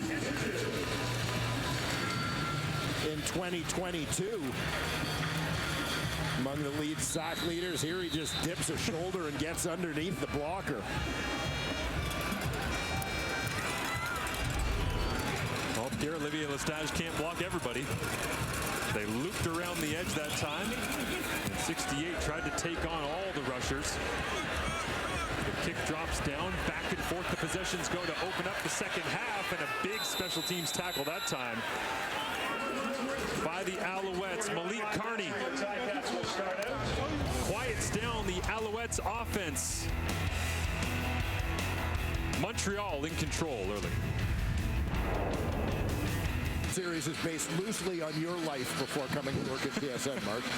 The similarities between Abel the Weekend Tesfaye and myself end at Canadian. That should be a fantastic show. Check it out on Crave. As Hamilton craves getting anything going offensively here with Matthew Schultz flipping it out to Duke Williams on first down, trying to make a move in the open field. He does. Runs through 2 tacklers, and it takes the safety, Marc-Antoine Duquois, coming down to finish it off. As some pushing and shoving at the end between Terry Godwin and Tyrese Beverett. Gain of 15 on first down. Yeah, and this is a nice effort after the catch by Duke Williams, not a guy necessarily known for that part of his game. But one move, then uses his size, drop the shoulder and fight for that first down. Schultz hands it off in between the tackles, trying to run in behind the left side of that line. They're going to be able to run the rock in the second half at all. It would likely have to be behind Brandon Revenberg. Veteran power blocker out of Grand Valley State. Yeah, Revenberg a couple times the East finalist as the league's most outstanding offensive lineman, a former number 3 overall pick in the CFL draft. They'll line up here after they break the huddle on 2nd and 8. 3 receivers to the right of Schultz. Loads it up, goes that direction. Duke Williams sliding to the turf. Did he dig it out? No whistle. Now they'll blow it dead. And Marc-Antoine Duquois pointing at the ground. You see the yellow paint coming off on the black and gold helmet and jersey there of Duke Williams. And they'll say for now a completion and a first down. And that young offensive line does a nice job picking up the twist in the interior, and Duke Williams clearly doing his part here in the 3rd quarter to try and get this Tiger Cat offense going. Not an easy catch from Duke Williams. Sliding early to get low enough to find the football. As Schultz will go back to the air. Flips it outside. This time it's Keandre Smith taking his first grab of the ball game. And again, it's a first down on first down for Hamilton. Moving the football with a gain of 15, trailing 21-9. with that young offensive line. Good to see the running back helping out. Watch for the blitz coming off that offensive right side. James Butler doing a nice job to track that. Get over with the cut block. Empty it out for Schultz on 1st and 10. They go to the screen. It's high, intended for Godwin.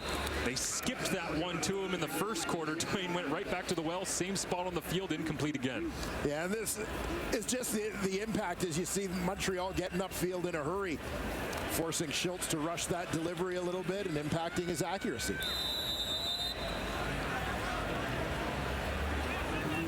So what will they dial up on 2nd and 10 here coming into the game? Hamilton just 5 of 25 on 2nd and 7+. They've struggled early in the season to convert when they don't get good gains on 1st down.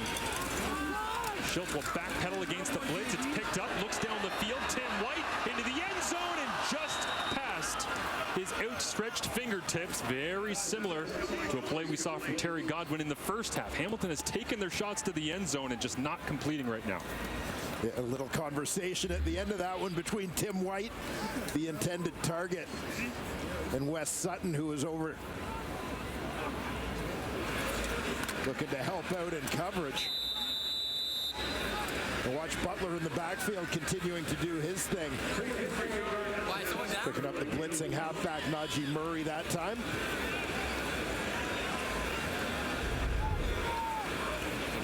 Billy Flynn will hold for Mark Leggio on a 44-yard attempt. Kick is up and perfect. As the Leggio show continues in the Hamilton home opener, Ticats fans hoping for more majors, trying to climb their way back into the ball game as the drizzle falls here in the Hammer. That guy will be watching.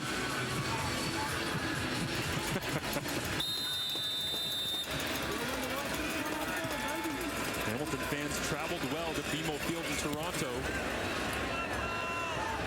5 days ago.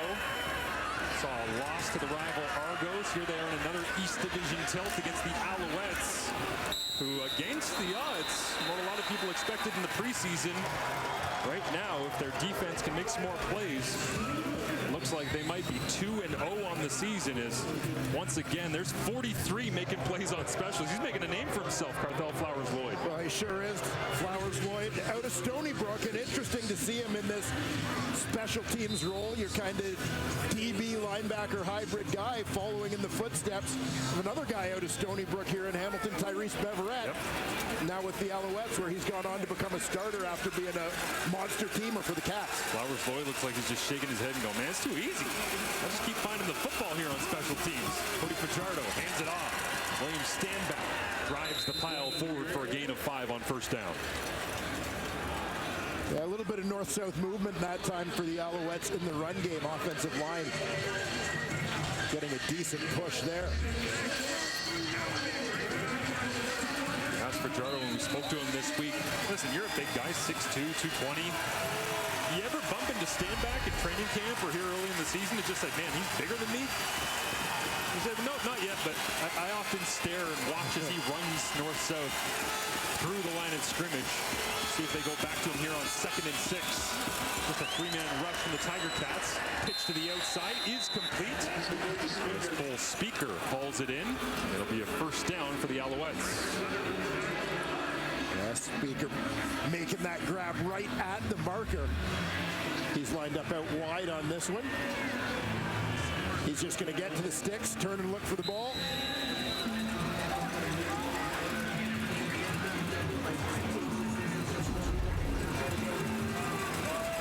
Richard Leonard in quickly to make the tackle.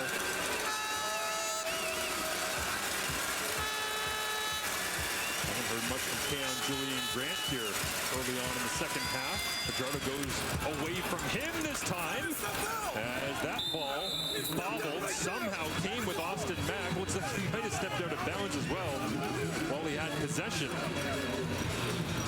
We'll see see where they spot it. Yeah, it looked almost like there was a moment of confusion. Maybe as if Mac thought he had stepped on that sideline. Little pause there as he gets his footing and fights to pick up a couple more yards afterwards. Is that the best example we've seen in this early season of an NFL player coming to the CFL and going, wait, it's how wide? Yeah. 60. I should be out of bounds by now. Fajardo takes the snap, blitz on from Hamilton, gets it away, open down the field, caught. Montreal down inside the 10-yard line as Fajardo on his backside, flag up as well, but Julian Grant doesn't care. Another shot over the top from Fajardo, and this time Julian Grant on the receiving end. Yeah, watch Casey Sales in the middle. This Hamilton defense, quick swim, he gets the hit on Fajardo, but roughing the passer, Hamilton, number 44.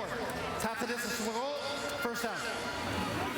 Terrific execution here. Fajardo recognizes it's coming. Ball's got to be out quickly. Julian Grant's looking for it. He knows they're outnumbered up front, and the ball's got to get out in a hurry. Just love watching the continued growth of this young man. And one of the things you hear consistently, we heard it from Trevor Harris when he got to Montreal, from Cody Fajardo, from Jason Moss when they arrived. This is one of the guys who always surprises them at just how good he is when you get to see him every day up close. Fajardo fakes the run, looks to pitch it, now trying to create, looking to his right, and just throws that one away out the backside of the end zone. As pressure was all over him that time. Malik Carney, Casey Sales, who just took the roughing the passer penalty as well. And a good, quite frankly, veteran decision here from Cody Fajardo, recognizing the field position, take no risks. We're in position to get points. Don't risk the turnover here by trying to force something. Plenty of substitutions on both sides of the ball here. As Fajardo breaks the huddle, it'll be the fullback James Tuck alongside William Stanback in the backfield. Man coverage all over the place. Fajardo looks to the end zone. Touchdown, Alouettes. Austin Mack double dose here in Hamilton. Get to know that name, Austin Mack, with his second touchdown of the game. Cody Fajardo fighting through after taking a bit of a shot on the previous play.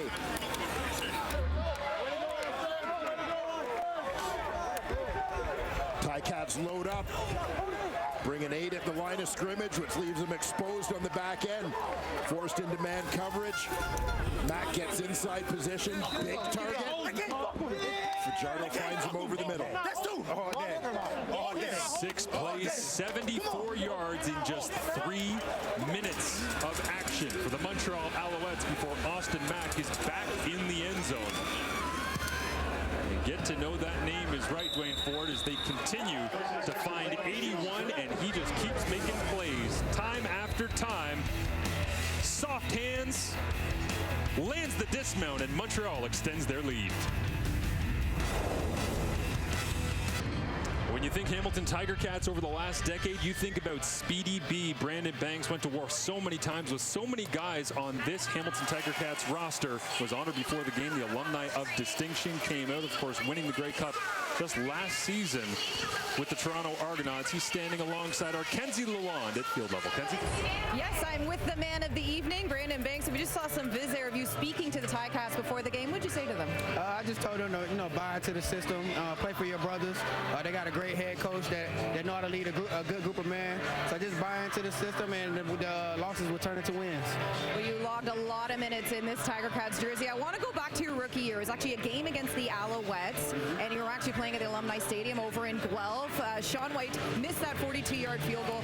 You ran back 105 yards. Some say that is where the nickname Speedy started. But regardless, your impact in this league was felt. What are some big moments for you over the years as a Tiger? Obviously, that was the start of Speedy B right there. That moment was special. Introduced me to the CFL league, and then obviously the opener of the stadium. That was a big moment for us and the city and the team. And then obviously part of my Montreal Eastern Final game in 2015, I think it was. I had a couple of returns. That day I was just feeling myself a little bit, but I got a lot of great memories at this stadium. I had so much fun, and I'm just enjoying myself tonight, for real. The crowd went ecstatic when you first came out here. So to be back here at the Tim Hortons field, to be honored by this crowd, what does it mean to you? It means everything. I gave my heart and soul to this organization, and I just love that they're giving me the love back that I think I deserve. So I'm happy to be here, and I'm just enjoying myself, taking every moment in. Welcome back, Speedy. Enjoy the rest of the game. Thank you. Guys? Thank you, Kenzie. Thank you, Brandon.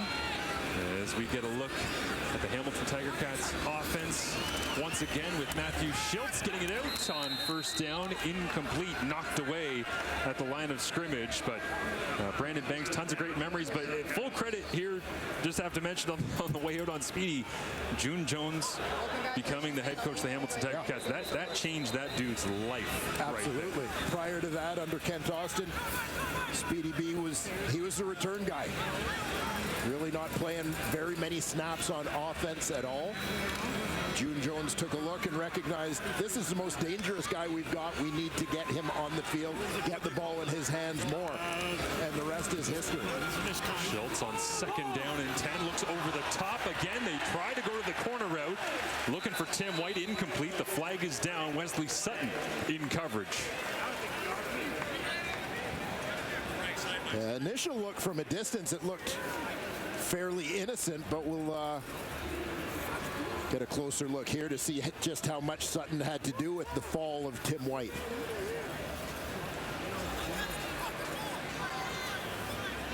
Accidental pass interference. Montreal, number 37. 10-yard penalty, first down. We'll keep an eye on Tim White coming out of the slot. Wes Sutton, the halfback, in coverage. Watch as he makes the break. Just an incidental bit of contact there, thus the accidental PI call. You saw the look of surprise from Sutton at the initial call. Well, both playing the football, tangling of the toes, and so Hamilton does get a first down out of the deal. They'll like that for now.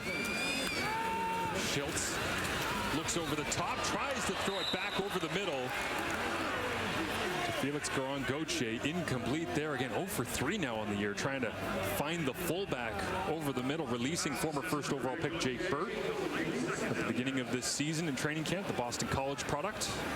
And Nikola Kalinic still down in the National Football League after he had assumed that role a couple years ago. Yeah, Garon Gauthier getting an extended opportunity.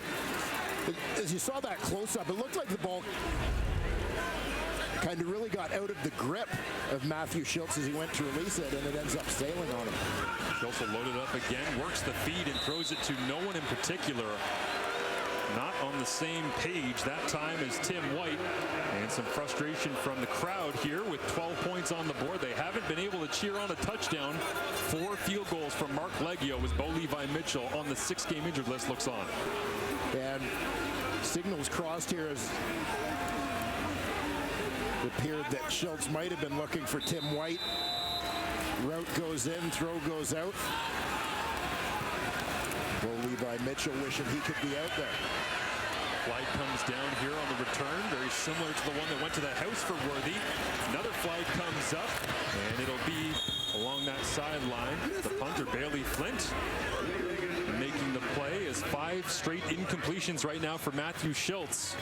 Down by 16 points at the end of the third quarter. And this Hamilton offense just trying to get on track and find some kind of consistency. Net offense 6th in the CFL right now at well below 300 yards per game. Yeah, well, tonight it's about finishing those drives, and we talked about it right from the start. They had the great opening play to Tim White, settle for a field goal. Next possession, great play to Tim White for big yard, settle for the field goal. You look at this game offensively. Holding, Montreal number 20. The penalty is declined. Holding, Montreal number 84.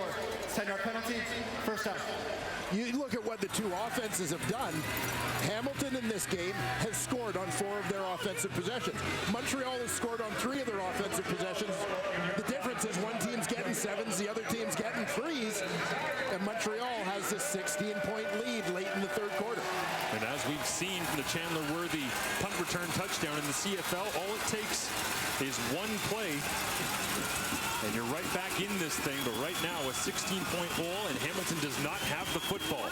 Flip it out into the flats, try to get it to their return man as Worthy gets a rare offensive touch along the sideline, gets punched into the Tiger Cats bench.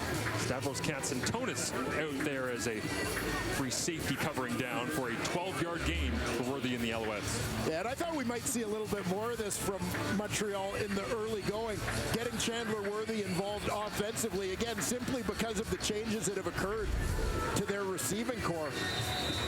That this is a guy who can allow you to make some short, high percentage passes, turn those into big gains as they did a lot last season with Keon Julian Grant and Tyson Philpott in particular.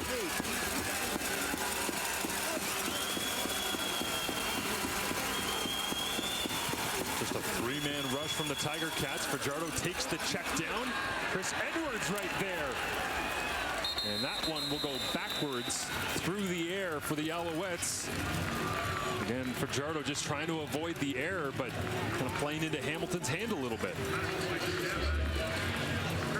Yeah, Chris Edwards, the nickel linebacker, coming down the Queen Elizabeth Way from Toronto to join the rival Tiger Cats. Nice tackle in open space.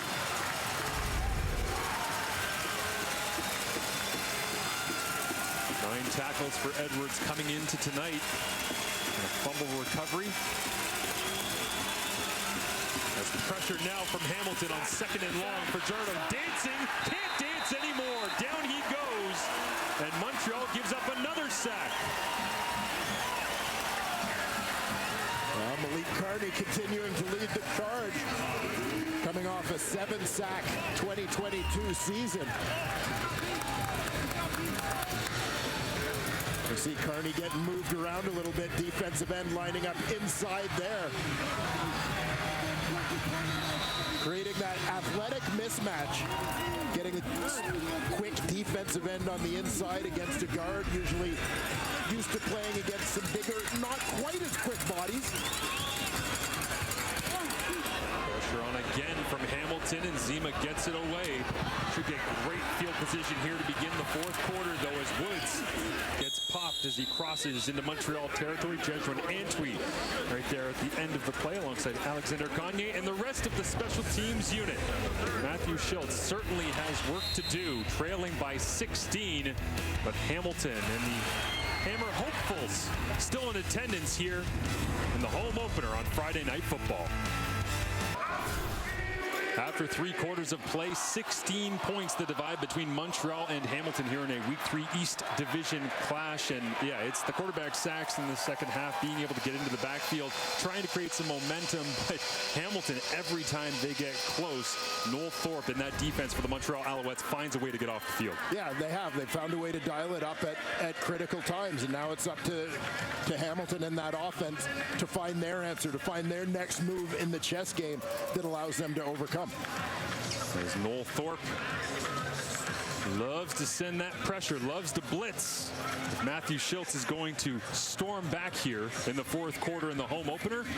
He's going to have to do it likely against some pressure, and let's be honest, make some great throws against man coverage as well. There's nice field position to begin the fourth quarter for Hamilton.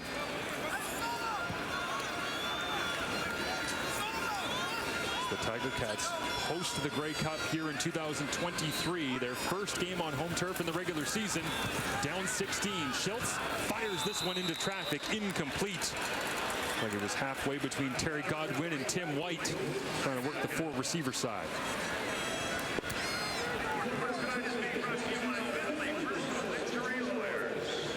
They had that 4 receiver side to the left, but meanwhile the running back James Butler was swinging out to the right. It didn't look like anybody went with him.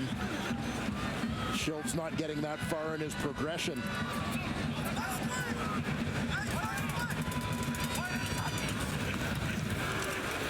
Time for Schultz, looks over the middle again, throws into traffic.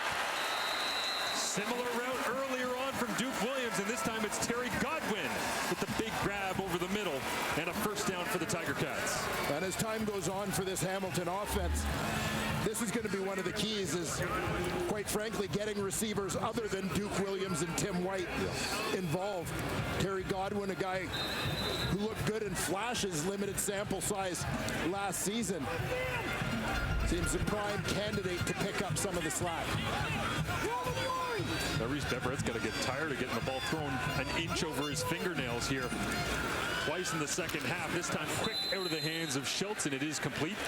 DeAndre Smith makes the grab, and there is Beveret making the play, covering down out of Lakewood Township, New Jersey.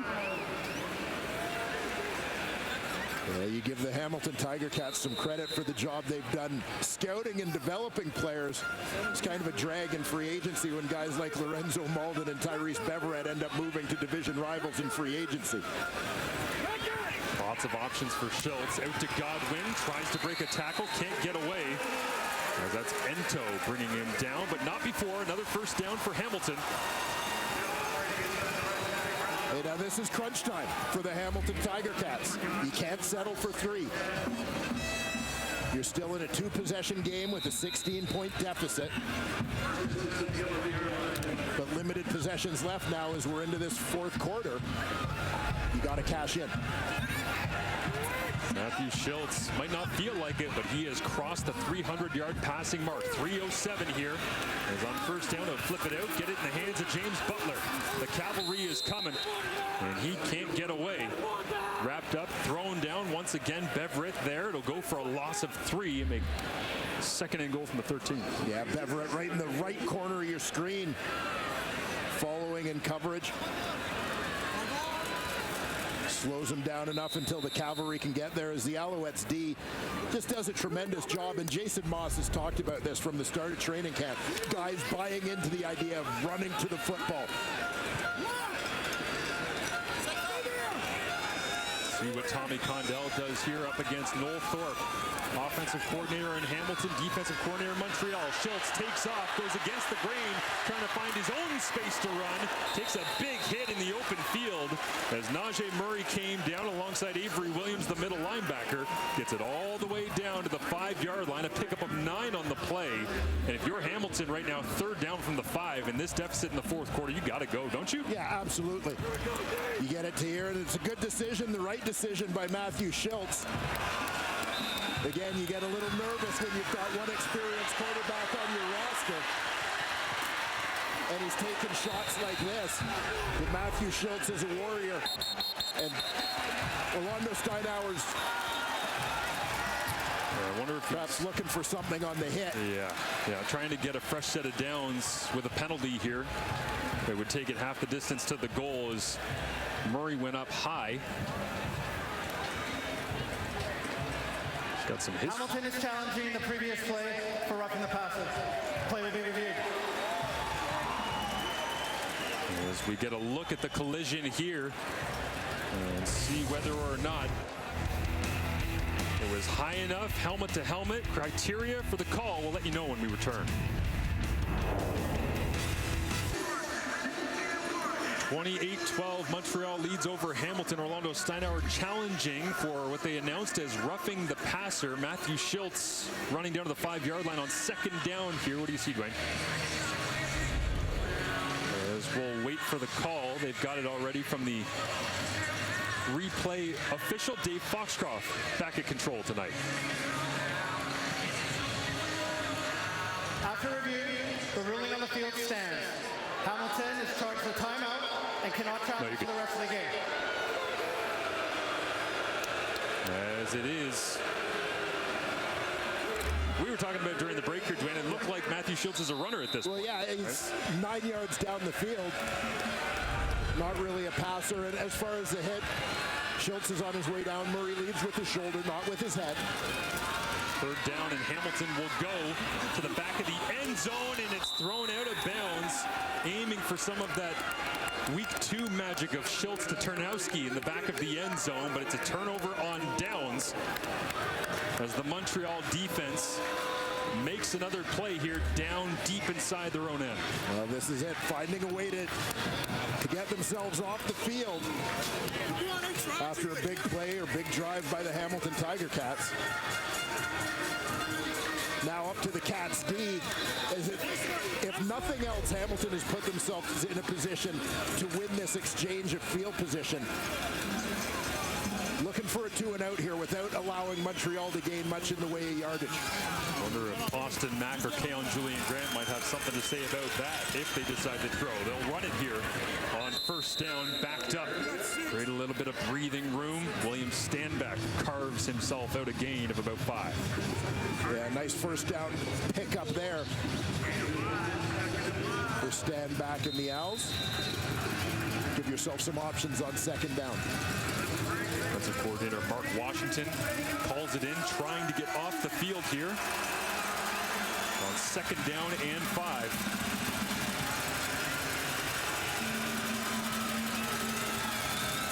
Snap to Fajardo. He will throw. Pumps. Now he goes down once again. Sack, and the yardage that was gained on the first down William Stanback rush goes right back to Hamilton. And that's a biggie for the Hamilton D.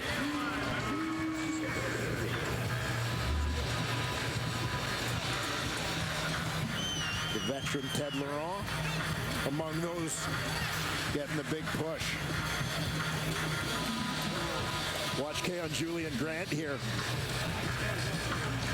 It's a little bit of a mix-up in coverage, leaves him wide open, but no opportunity for Fajardo to seek that out before he finds himself on his back. Veteran Ted Laurent pushes the pocket back. Zima from his own end zone. Bit of a sidewinder, low kick. Drops the 40-yard line, takes an Alouettes bounce out to the 50. And that is where Hamilton will get possession of the football back. A 47-yard punt, no return. Matthew Schultz and the Hamilton Tiger Cats trail by 16. Time now for your Coors Light moment of chill in a game as smooth as those icy blue mountains. Austin Mack listening to music in the locker room, getting his mind right, and then comes out and kind of plays a game that's similar to the way he prepares. Smooth, relaxed. Austin Mack delivering on a couple of big plays here. Game 2 of his Canadian Football League career. Love that one of the first things that he told us he loved about Montreal. Man, the public transit here is incredible. Marveled at the cleanliness of the city. There's the pass over the middle, complete. Tim White gets spun around. A gain of about 7 or 8 on first down. White on the quick hitter here is Hamilton getting what I would call clock-friendly field position. With about 8.5 minutes to go here in this ball game. Need 2 touchdowns, a couple of 2-point converts to tie this game. First things first, second down and 3. They go to the ground. James Butler trying to find some breathing room there as Avery Williams steps in with that big elbow brace on alongside Nick Usher to get the stop just short of the first down marker. So out come the heavies for both teams on 3rd and short. Yeah, Usher matched up here against the receiver White, who comes in to block him. Gets the arms extended, beats that block, coming down to stop Butler short of the first down. Hamilton 3 of 3 so far on the season coming into tonight on 3rd and short situations. They've had a couple already, had to earn them. Snap comes up, flags come up as well. That was disjointed from the start.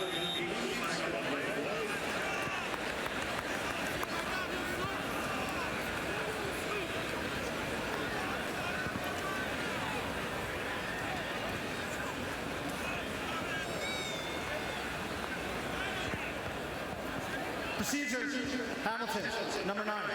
5-yard penalty, remains 3rd down. And this will change the personnel again as Hamilton goes from 3rd and short to 3rd and medium. Butler, the near edge, moving early. Orlando Steinauer shakes his head as the most penalized team in the CFL the first 2 weeks. Takes another bad one. It sends them back from 3rd and inches to 3rd and 6. The offense stays on here, trailing by 16. Schultz looks to the outside. It's intercepted. Punctuation from Wesley Sutton. Countdown on to the 20.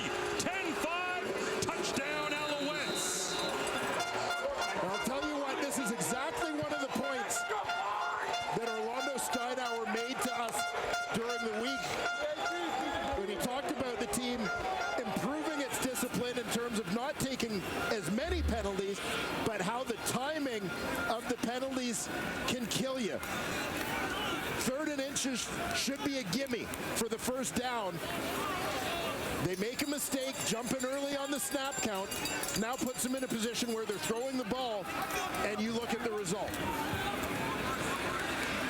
Noel Thorpe loves it. Seeing his defense create points off turnover. And I tell you what, run, Rich, run. The NFL Combine where they lay over Rich Eisen running the 40-yard dash with all of the athletes that are trying to make it into the league. If you were to lay over the Seontae Evans interception on the out route by Duke Williams with that interception by Wesley Sutton, that would just about line up the exact same part of the field, same receiver, same quarterback. And this time, instead of just being down in Hamilton territory, it's a house call for Wesley Sutton and the Alouettes.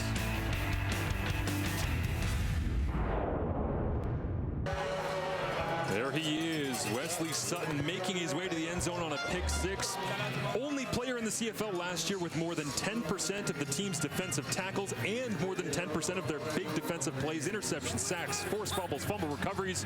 He's back to his old ways here, Dwayne Ford, in week 3 against an East Division opponent that he helped take down in the Eastern semifinal at home in Montreal last year. And you talk about the similarities between the 2 interceptions tonight.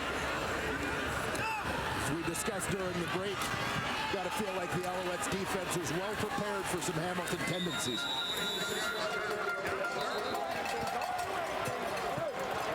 As the rain starts to fall a little bit harder and that football becomes more slick, Hamilton trails an even larger deficit in their home opener. They'll empty it out for Schultz to throw in the rain. Looks over the middle, and Avery Williams all over Terry Godwin. And Williams thinks he should have had a pick. Avery Williams basically boxing out Terry Godwin on that play to score the knockdown.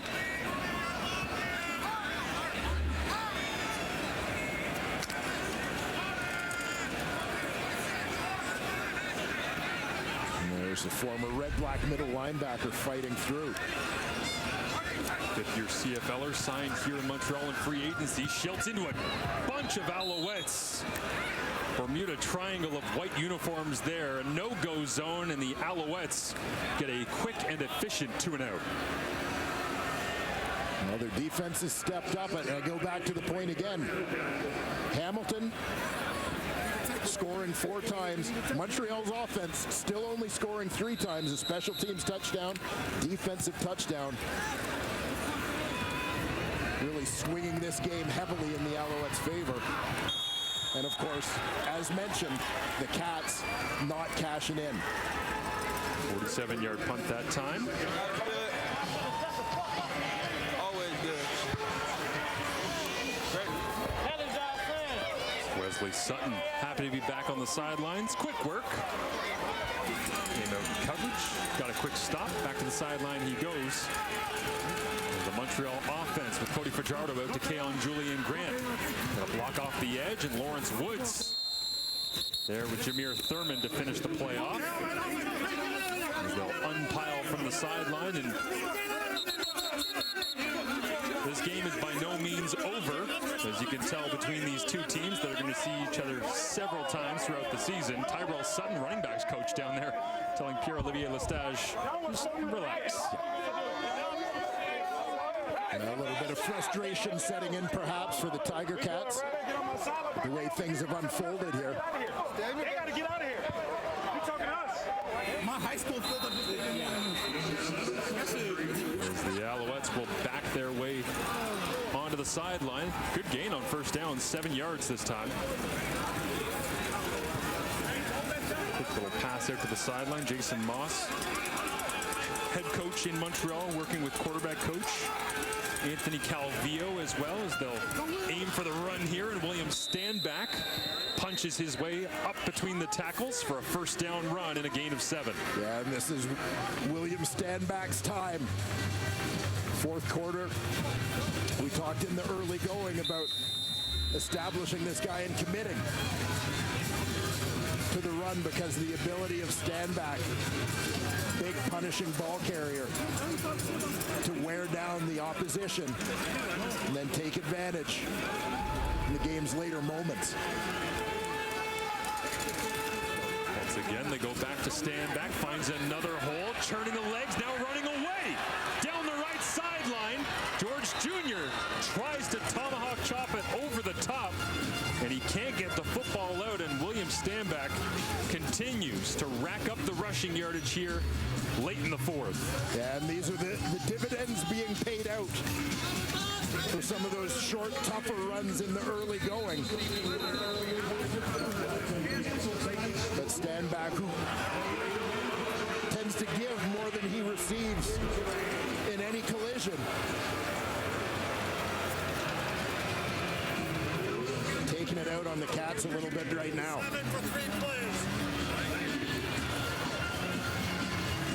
A run of 40 yards that time for Stanback.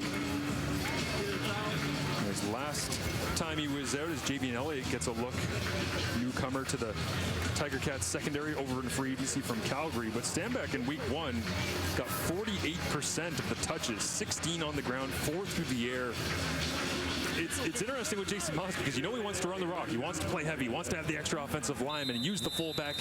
But what he really wants to do is use all that to just open up Austin Mack and Keon Julian Grant, and you get Greg Ellingson back and Reggie White Jr. and Tyson Philpott. They've got a lot of things they can play with in this offense, as we've seen early in the season, despite the injury bug biting them at the end of training camp. Yeah, we hadn't mentioned Greg Ellingson, the veteran receiver, former Ticat, former Bomber, spent some time in Edmonton as well, but when healthy, a perennial 1,000-yard guy through the air, and here a perennial 1,000-yard guy on the ground, as you see William Stanback starting to climb the Alouettes' career rushing charts. Well, Mike Pringle's got a pretty substantial lead on the pack. Is he going to get called Mr. 3000 in the locker room after the game? In this game, crosses the 3,000 mark for the Montreal Alouettes. Time count violation. Montreal, number 7. 5-yard penalty. Repeat, second down.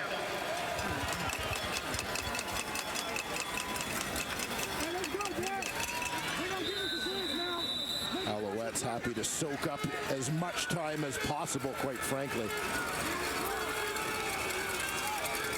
Pressure on from Hamilton. Fajardo backpedals. Lots of room out in front of Stanback. He's got a couple of blockers, and he dances into the secondary all the way inside the 10, as all of the offense goes through 31 right now in Montreal. And just a perfect call, beautifully executed by the Montreal Alouettes as they get into closing time. William Stanback, the story here in the fourth quarter.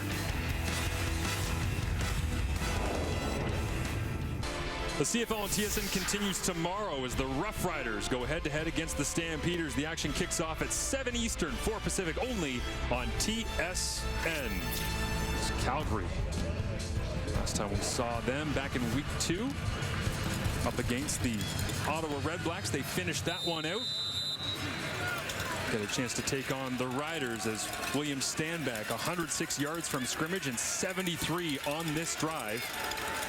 As we roll inside the 3-minute warning here on Friday Night Football. Fajardo over the top, incomplete. Richard Leonard there on coverage. Keon Julian Grant, the intended receiver.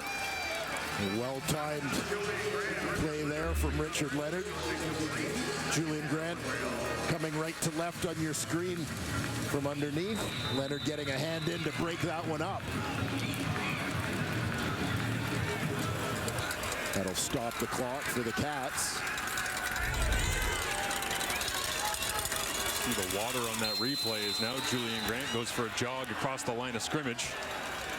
And that'll back up Montreal a little bit more, but offside. Montreal, number 11. 5-yard penalty remains. Second down. Well, regardless of their struggles the last couple of plays, how about William Stanback? Yeah. You know, Canadian football's answer to Mariano Rivera, the closer. Well, he is on the bench right now. I think any fantasy owner of William Stanback deep down inside Hamilton territory is, come on. Fajardo fakes the run, flips it out once again. Simone Lawrence right there with the hit. His 12th year in the Canadian Football League, 21, still playing that weak side linebacker spot out of Minnesota. Yeah, Simone battled injuries a year ago. Kyle Wilson getting a number of starts at that will linebacker position, but back and looking to lead the Cats to better things here in 2023. Hamilton, of course, the host city for this year's Grey Cup. And an uphill battle. Anything is possible for the Tiger Cats this season, but 0-3 obviously not the way they had envisioned the start to the year. As another 3 added on there by David Cote. And Simone's been around for all of it, man. I mean, he's been through 14, 19, 21 here at home. Yeah, one of the great one-sided trades in Canadian Football League history, a deal that... The Manziel deal? No. Oh. Simone Lawrence and Jeremiah Masoli coming over from Edmonton. Nathan Kanya, Carson Rockhill heading the other way. Greg White, veteran offensive lineman, I think came east in that deal as well. It is amazing when you go back through the trade trees, as I know you are wont to do, whether it's draft history in the Canadian Football League, Dwayne, or the trade trees, and you see, man, long term you piece together and you go, that guy got traded for what? Yeah. A lot of rich history across the league. And of course, with both of these teams taking each other on, but tonight it was all Montreal as Lawrence Woods returns this across the 30. And it is Jesmyn Antwi grinding on special teams as a running back. And comes in to finish it out. Lawrence Woods not happy about the end of the tackle on that play.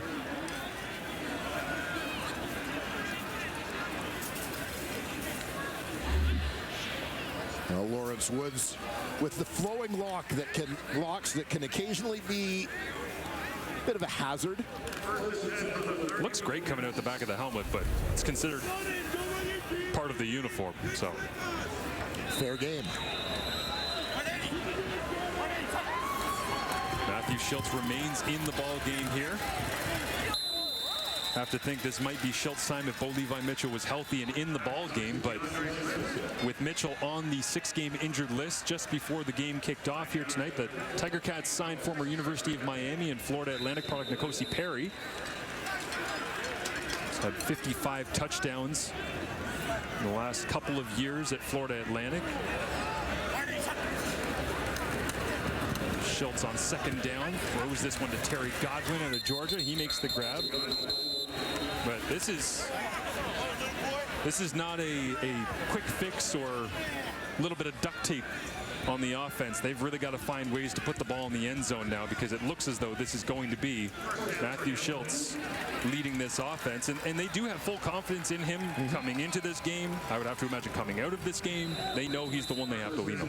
Yeah, Matthew Schultz is a guy who is always going to be prepared, and we've seen the flashes from this offense. Certainly the struggles are not all on the shoulders of the quarterback.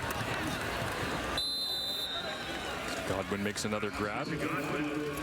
But the offensive line certainly in tough tonight. Good to see Chris Van Zyl out there. Yeah, coming back from some major hip surgeries over the last couple of years that have really limited the participation of the former most outstanding lineman. 15th year in the Canadian Football League, one of the truly classy elder statesmen of our game. As on second down, James Butler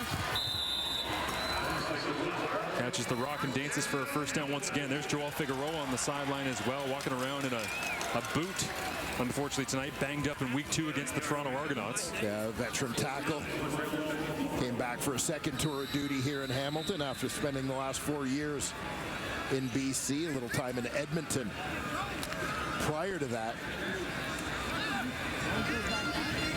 It's amazing. You think full circle for Joel Figueroa. When he was a Tiger Cat before, they had Ja'Cory Harris on the roster. Today they signed N'Kosi Perry's. Another sack. And Mustafa Johnson putting the punctuation on this effort from the defensive line for the Alouettes. Yeah, Johnson, a mid-season addition last year, has been an impactful guy in the interior of this defensive line. Time working against Chris Van Zyl. Van Zyl, a guy who's played tackle essentially for his entire career in the Canadian Football League, now taking some reps inside at guard. Schultz on second and long after the sack by Johnson will get it underneath to Godwin, and there is Van Zyl pushing the pile, big 54. And Cody Fajardo and Jason Moss talk about the disappointment in Hamilton. Well, to begin the season, seeing these guys out there at 2-0 to start the year, coming off a bye week as well, in which Moss just went back home and was working the acreage. Yeah. Grinding away, getting ready for this one from home, and now they get another victory as the ball pops out behind the line of scrimmage. James Butler gets on it, and he will be tackled back at the 45-yard line of the Tiger Cats. And that will be a turnover on downs. But Montreal, I mean, when they lost Gino Lewis and so many different players, you saw the coaching changes happening. You saw, are they going to get this quarterback, that quarterback? They lose Trevor Harris as their leader, and here they are at 2-0. And they haven't exactly blown you away offensively, but Austin Mack looks pretty good. Him and Cody Fajardo have got a connection. That defense is playing at a high level right now. Yeah, they really are. And you know, Jason Moss, having talked to him a couple of times in the early going this season, one of the things he said he's loved about his new team, their work ethic and the overall buy-in. And you see it. They hasn't been perfect, but they do what they have to do when they have to do it. They've shown it offensively. They've shown it defensively. That ability to tighten up and get it done, to grind things out and find a way.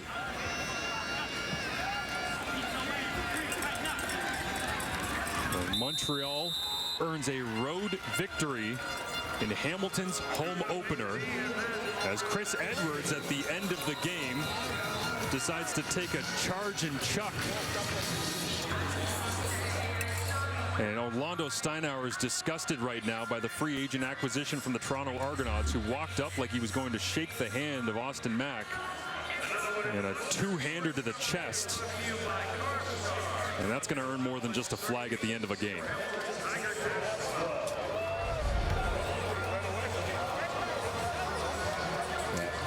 A sour ending to this one, but Montreal will still be happy to get out of here with a victory. 38-12. The Alouettes controlled it from start to finish as Matthew Schultz came in place of Bo Levi Mitchell. The home opener fireworks went off, and then it was all Chandler Worthy. The defensive line of the Alouettes, Fajardo into the end zone. The quarterback run game alive and well in La Belle Provence. And the Alouettes control things. Great matchup for you tomorrow, Saskatchewan, Calgary. For Dwayne Ford, Kenzie Lalonde, I'm Marshall Ferguson. Thanks for watching. SportsCenter starts now.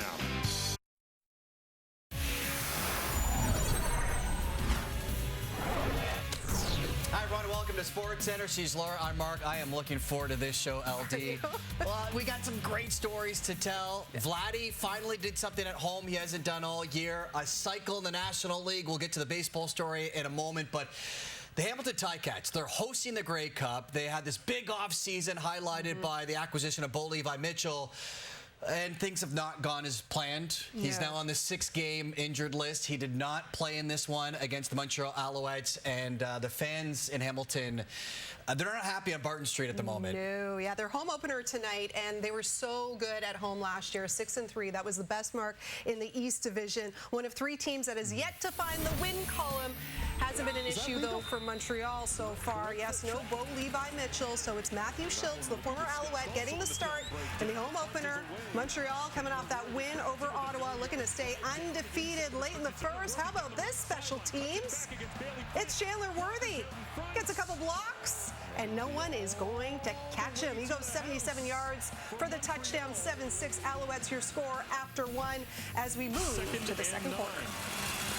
Converting 35% so far this season, and they'll get one here and much more as off to the races. All the way to the end zone, Austin Mack, touchdown Alouettes. Bit of a track meet out there early as Austin Mack goes 48 yards. First CFL touchdown, 14-6 your score. Let's check in on Schultz now, making his 9th career start. This is just before the half, and this is not good for Hamilton. Picked off by Deontay Evans. The Ticats, yes, in danger of starting the season 0-3. 2 plays after the turnover, Cody Fajardo goes to work, keeps it himself. Good decision. 21-9, Montreal, your score at the half. How about the third quarter? More from Fajardo. This time, airing it out, showing off the arm. Keon Julian Grant, 43-yard gain. 2 plays later, Fajardo to Mack for the touchdown. Mack's second of the game, 28-12. Montreal running away with this one as we go to the fourth quarter. 7 minutes to go. Schultz, that's another pick. Wesley Sutton gets this one, and he's going to go to the house as well. 39 yards for the touchdown as the Alouettes spoil the Ticats home opener. As yes, Montreal, what a start to this season. 2-0 after this blowout win. 38-12 ended up being your final. It is the second straight season Hamilton has started a season 0-3, while the Alouettes' first 2-0 start since 2011. More than a decade ago, Anthony Calvillo was under center that season, and he broke the CFL record for all-time passing touchdowns that year as well. A 2011 season that was very special for the Montreal Alouettes. All right, with plenty more, let's head back to the CFL studio and say hello to Matthew Shinetti and the panel. Well, the Ticats are out with Bo Levi Mitchell and without a win, and I'm alongside Paul LaPolice, Matt Dunnigan, and Milt Stegall. We're hearing that tension all the way down the QEW. Matthew Schultz starts, throws a career high. No touchdowns. Bo Levi Mitchell's not coming anywhere after this. He's on the 6-game injured list. So what did you think of Matthew Schultz tonight? Want me to give him a grade? Yes, I do. I'll give him an F for fine. He was just fine.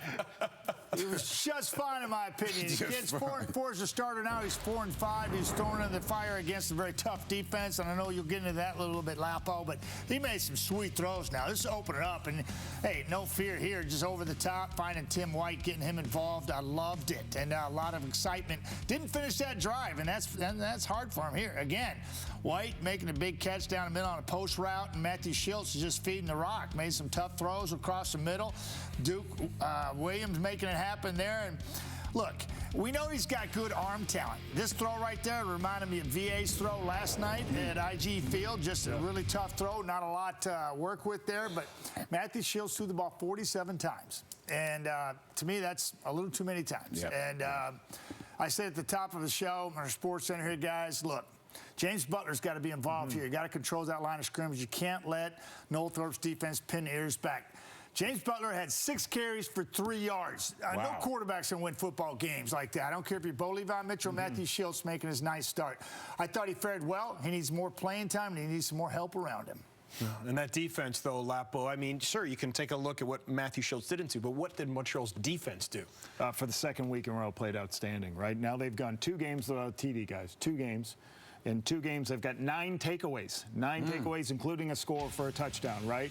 You know, they are playing, they're just playing at a level, right, that is the top defense in the league, right? Ciante Evans with a pick 6, right? 3rd interception. You think, guys, you think he's happy? You think he's happy he's a free agent, right? He's not in Hamilton anymore, right? I'll tell you what, you want a recipe to win in any league, right? Defense. Don't allow touchdowns. There you go. Yeah, all right. Score on defense right here. That'll do it. When you score on defense, right? Battle. And then there's something else. Score on special teams, right?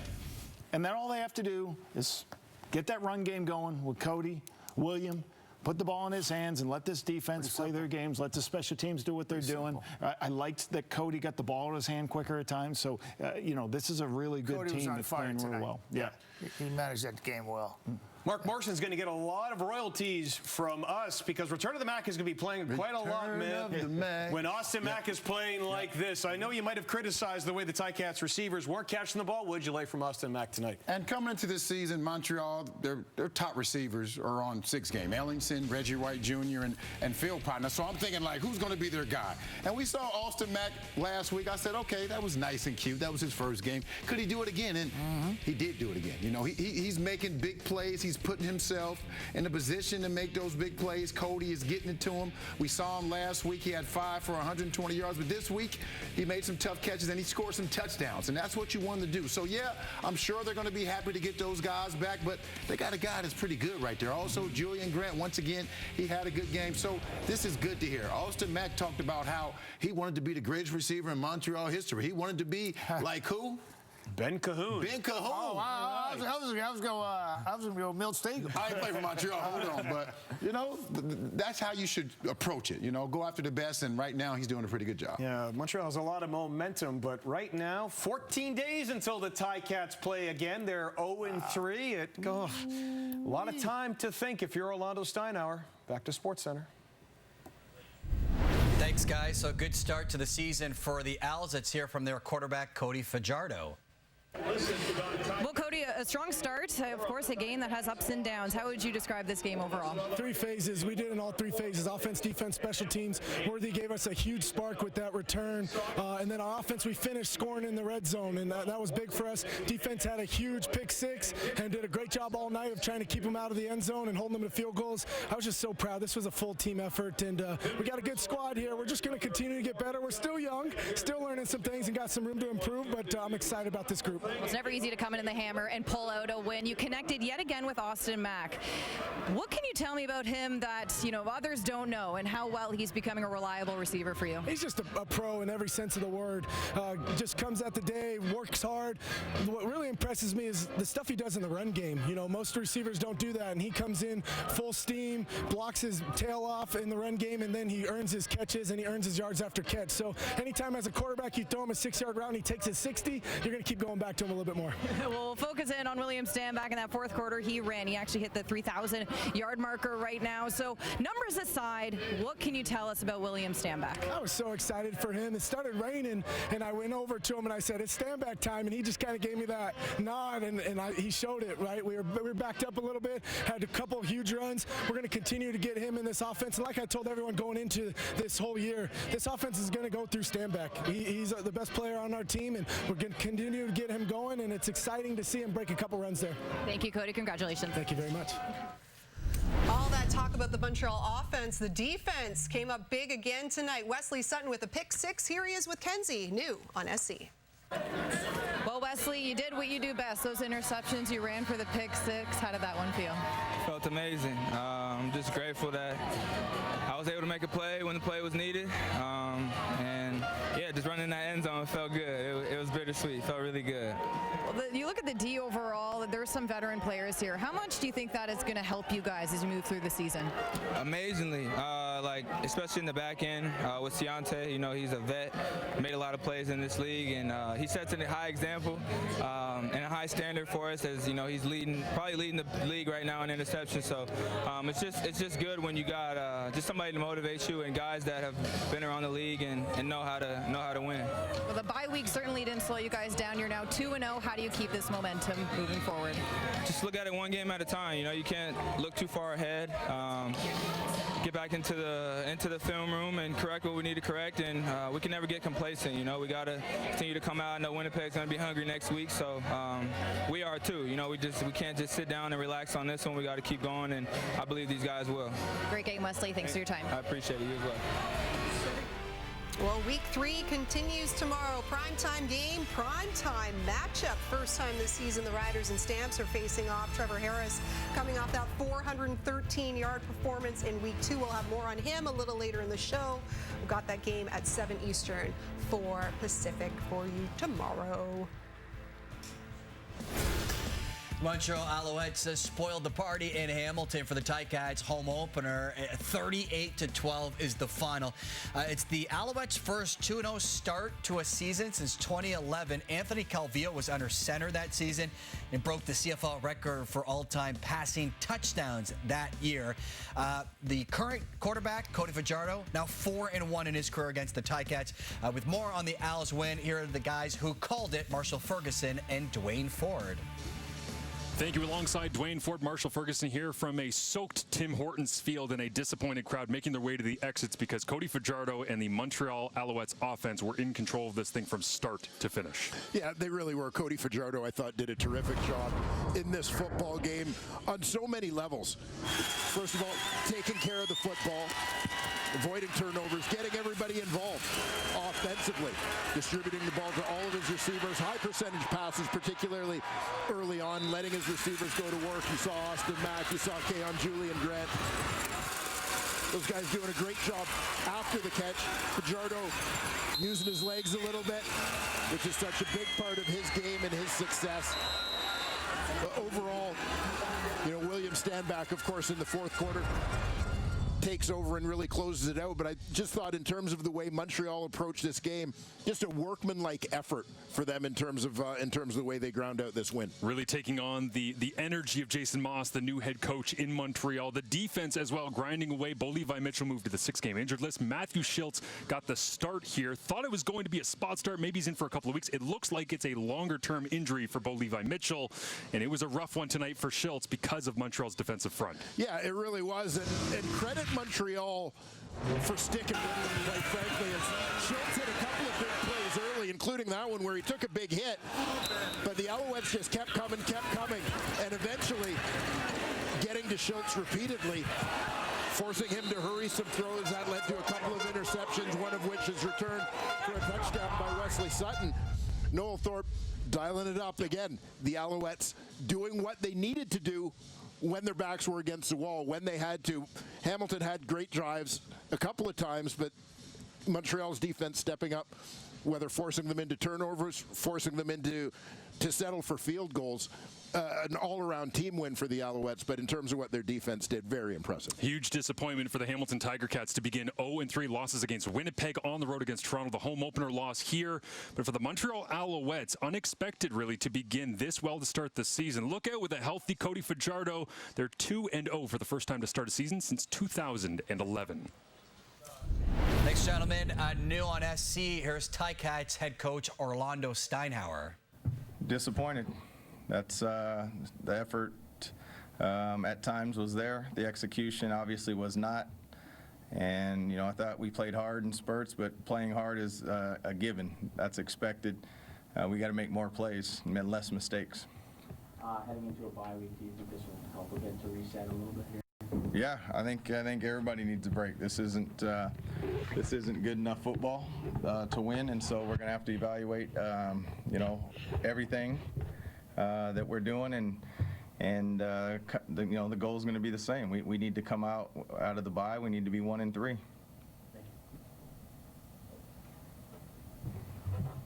Looks so encouraging, those first 2 drives, but you don't. I mean, you get field goals, which is points. Right.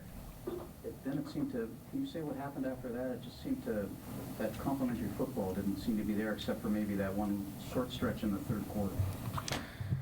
Yeah, we weren't able to flip the field after that. You know, we'd like to capitalize, obviously, and be kicking extra points or going for 2 on those early ones. I thought we did a good job of getting some explosions. We had them backed up in their end and let them out. So, I'm referring to your complimentary football statement. And then, coming out of the half, we were a little bit stagnant. As far as, scoring points, getting them off the field, they kind of played it in their end of the field for a little while. And sometimes it's like that, and you saw it off, but, this is the CFL, and, as long as you're within reach, a couple of scores going into the fourth quarter or midway through, you have an opportunity, but you're going to run out of those if you don't capitalize. After making 18 starts over the last 2 seasons with Montreal, Trevor Harris took a show back west this offseason. The Riders becoming the 5th CFL team the 2-time Grey Cup champ has suited up for in his career. And so far, the reviews are glowing as he sits 3rd in passing yards, 2nd in touchdowns through the opening 2 weeks. Now, Matthew Shinetti and Paul LaPouise with more now on Harris looking right at home in Saskatchewan. Coach, last week, Trevor Harris threw 413 yards with 3 touchdowns. When you take a look at what Kelly Jeffries is doing with a 37-year-old quarterback, we know how efficient Trevor Harris is. How is he evolving at this point of his career? I think it's more of the same. You're getting a lot of the short passing game. They're averaging 20 throws under 10 yards per game. 76% completion and 250 yards in those. They're doing it with what you call a run-pass option, or RPOs. What is that? That's a run play that has routes attached. And what does that mean? You're usually going to read the second level. What does that mean? The linebackers. You got a bubble screen down to the bottom. You got a hitch to the top. Well, if the linebackers stay in the box, Trevor knows he's got a one-on-one on the outside. And on 1st and 10, gets that high percentage pass, puts them in a 2nd and manageable situation. Here's a different one. 2nd and short, they're trying to run the ball. Well, there's 7 people line scrimmage. You're going to lose yards if you hand it off. What do they have? We call this a kill. What is that? It kills the blitz by having a throw on the outside. Same run as before.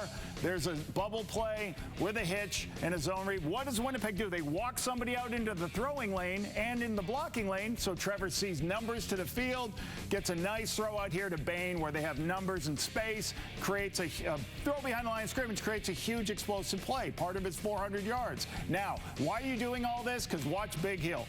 Now he does not want to give up those slants and the quick, easy RPOs. Now you get a chance tomorrow to hit it up inside for a big, explosive play. So they've done a really good job of doing what he does well, throwing that high percentage pass, getting the playmaker's hands. We know that Brett Munson, the defensive coordinator for the Calgary Stampeders, has as keen an eye as you do. He'll be looking for those RPOs. What might Calgary do to combat that? I got to say probably keener eye than me, but I would say this. They got to play some more man coverage, right? When you play man coverage now, it's man-to-man. Those linebackers can stay in the box to try to eliminate those RPOs.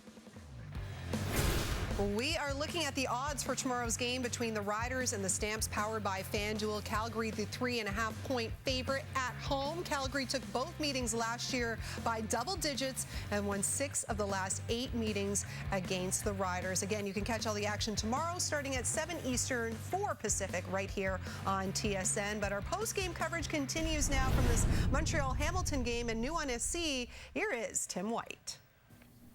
I thought I played pretty well, but to me, I feel like that's secondary to winning. I feel like I wanted to be able to make more of an impact for our team and just get the guys going to be able to get a win. And then a couple big plays between you and Matt. How was it playing with him tonight? And what do you feel maybe could have been done differently to complete a couple of those in the end zone? Yeah, it felt good, but ultimately you have to get in the end zone, and that's one thing that we just didn't do tonight. And playing with Matt is obviously great. You know, he's a great quarterback, and we just want to be able to translate it to wins. And then heading into a bye week, do you think it's beneficial to be able to reset the body a little bit and maybe go back to the drawing board and have a little bit of a break here? Yeah, I think the break is here at a pretty good time for us, and a lot of guys will be able to, you know, regroup themselves and everybody really around the facility. But, you know, our eyes have